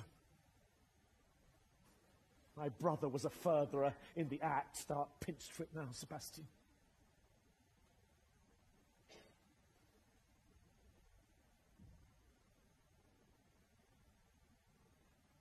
Flesh and blood. You, brother mine, but entertain ambition expelled remorse and nature, who with Sebastian would here have killed your king.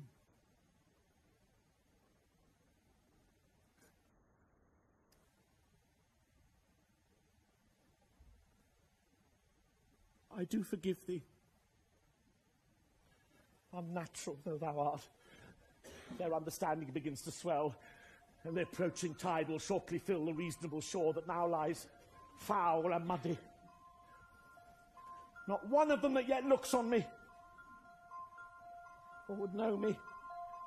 Ariel, fetch me the Duke's apparel in my cell. I will discase me, and myself present as I was sometime, villain.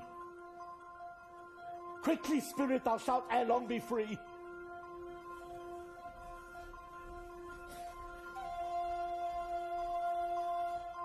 Where the bee sucks, there suck I. In a cowslip's bell I lie. There I couch when owls do cry. On the bat's back I do fly.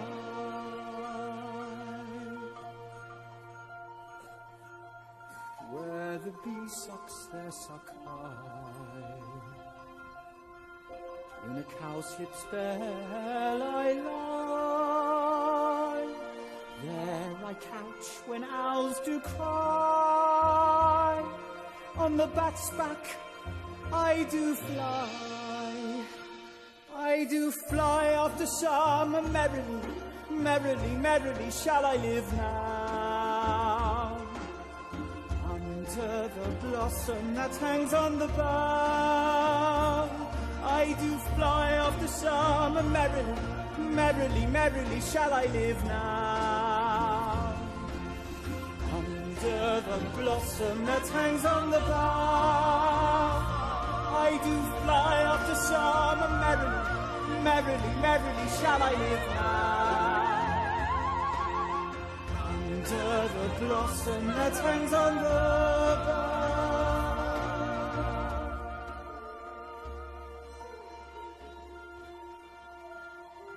Where the bee sucks, there suck I.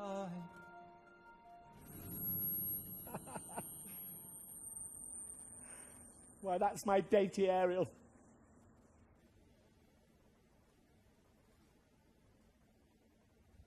I shall miss thee. But yet thou shalt have freedom, so, to the king's ship, invisible as thou art, there shalt thou find the mariners. Asleep under the hatches, the master and the boatswain being awake, enforce them to this place, and presently, I prithee. I drink the air before me, and return or ere your pulse twice beats. All torment, trouble, wonder, and amazement inhabits here. Some heavenly power guide us out of this fearful country.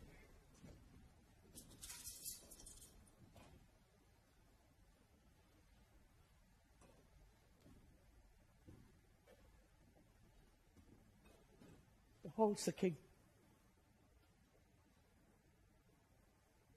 The wrong Duke of Milan. Prospero. For more assurance that a living prince does now speak to thee, I embrace thy... And to thee and thy companions I bid a hearty welcome. Whether thou beest he or no, or some enchanted trifle to abuse me as late I have been, I not know.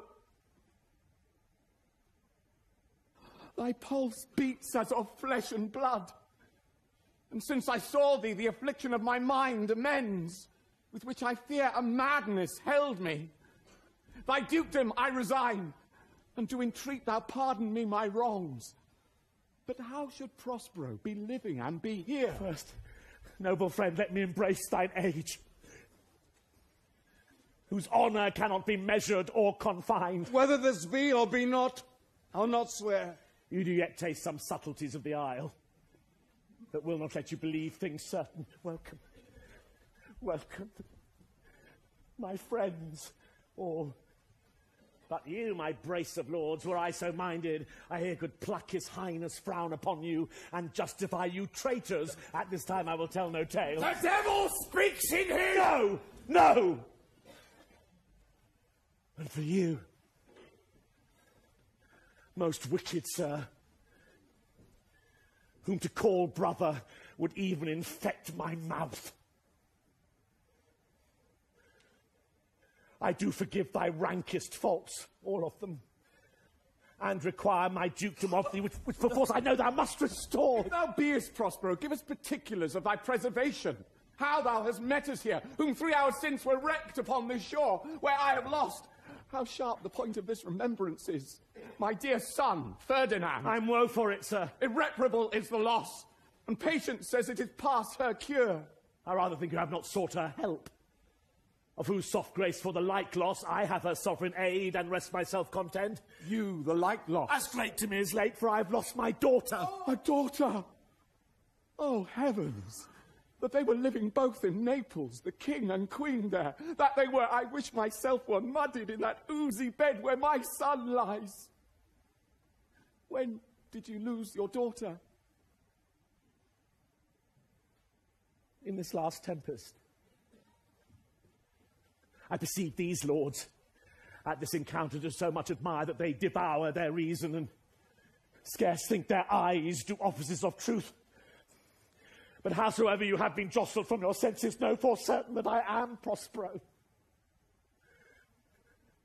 And that very duke which was thrust forth of Milan.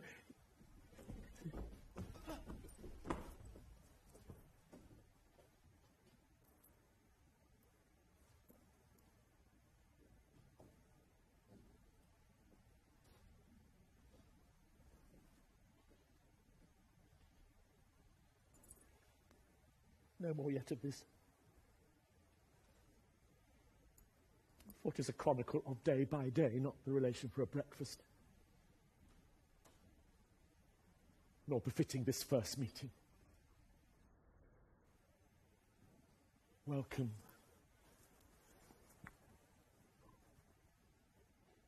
Welcome.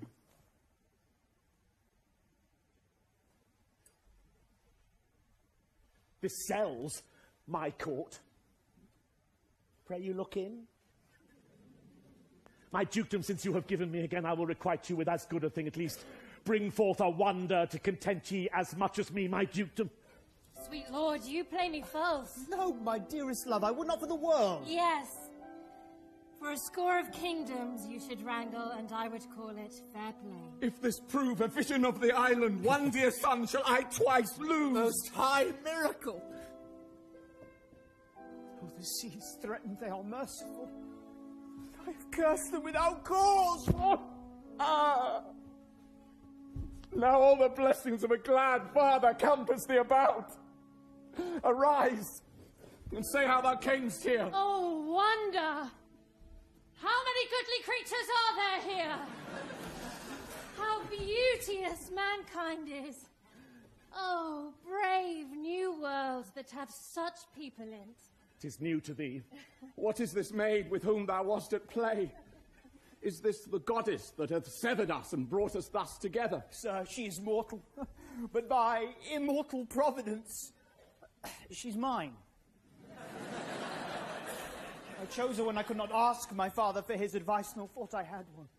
She is daughter to this famous Duke of Milan, of whom so often I have heard renown, but never saw before, of whom I have received a second life, and second father this lady makes him to me. I am hers, but oh, how oddly will it sound that I must ask my child forgiveness. Oh, there's a stop.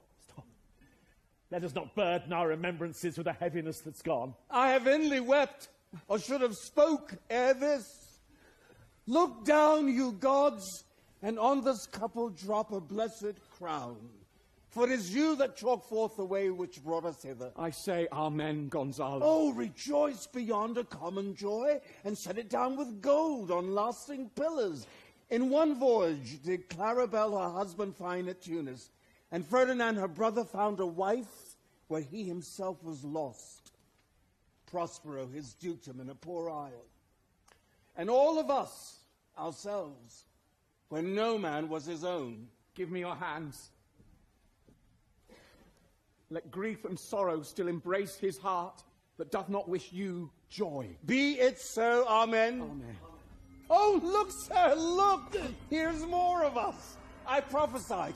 This fellow could not drown. What is the news? Look, the best news is that we have safely found our king and company. The next, our ship, which but 3 glasses since we gave out split, is tight and and bravely rigged as when we first put out to sea. Sir, all this service have I done since I went. My tricksy spirit. Set Caliban and his companions free, untie the spell. This is a strange amaze that airmen troll. Our fares, my gracious sir, there are yet missing of your company some few odd lads that you remember not. Whoa! Coraggio, Bulimonsa, coraggio. If these be true spies which I wear in my head, here's a goodly sight. Oh, Setebos, these be brave spirits indeed. How fine my master is. I am afraid he will chastise me. Is not this Stefano, my drunken butler? He's drunk now. Where has he wine? And Trinculo is reeling ripe. How camest thou in this pickle? I've been in such a pickle since I saw you last, that I fear me will never out of my bones. Why, how now, Stefano? Oh, touch me not. I am not Stefano, but a cramp. You'd be king of the Isle, sirrah. I should have been a sore one then. Oh, what things are these, my Lord Antonio? Will money buy 'em? Well, very like. One is a plain fish and no doubt marketable. This is a strange thing, as ere I looked on. He is as disproportioned in his manners as in his shape. His mother was a witch, and one so strong that could control the moon. These 3 have robbed me, and this demi-devil, for he's a bastard one, had plotted with them to take my life. 2 of these fellows you must know and own. This thing of darkness, I acknowledge mine. Hence, and bestow your luggage where you found it. Or stole it, rather. What a thrice double ass was I, to take this drunkard for a god, and worship this dull fool. I shall be pinched to death.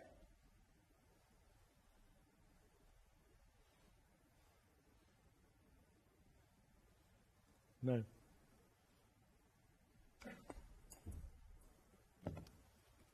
Here, sir, take this. And retire into the cell.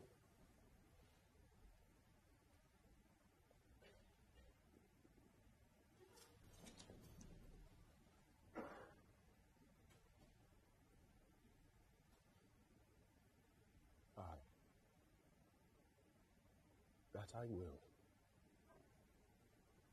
And I'll be wise hereafter, and seek for grace.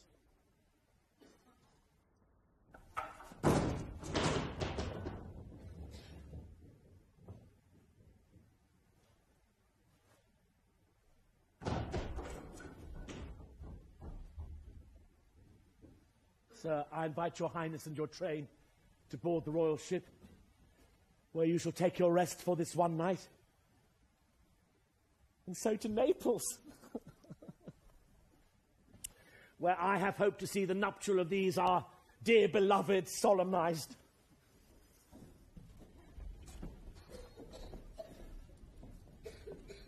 And thence retire me to my Milan, where every third thought shall be my grave. I long to hear the story of your life, which must take the ear strangely. I'll deliver all.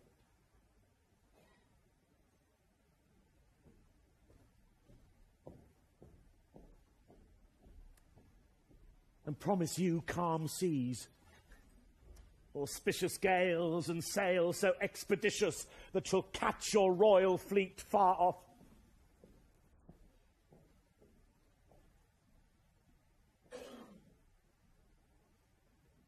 My aerial chick, that is thy charge. Then to the elements be free.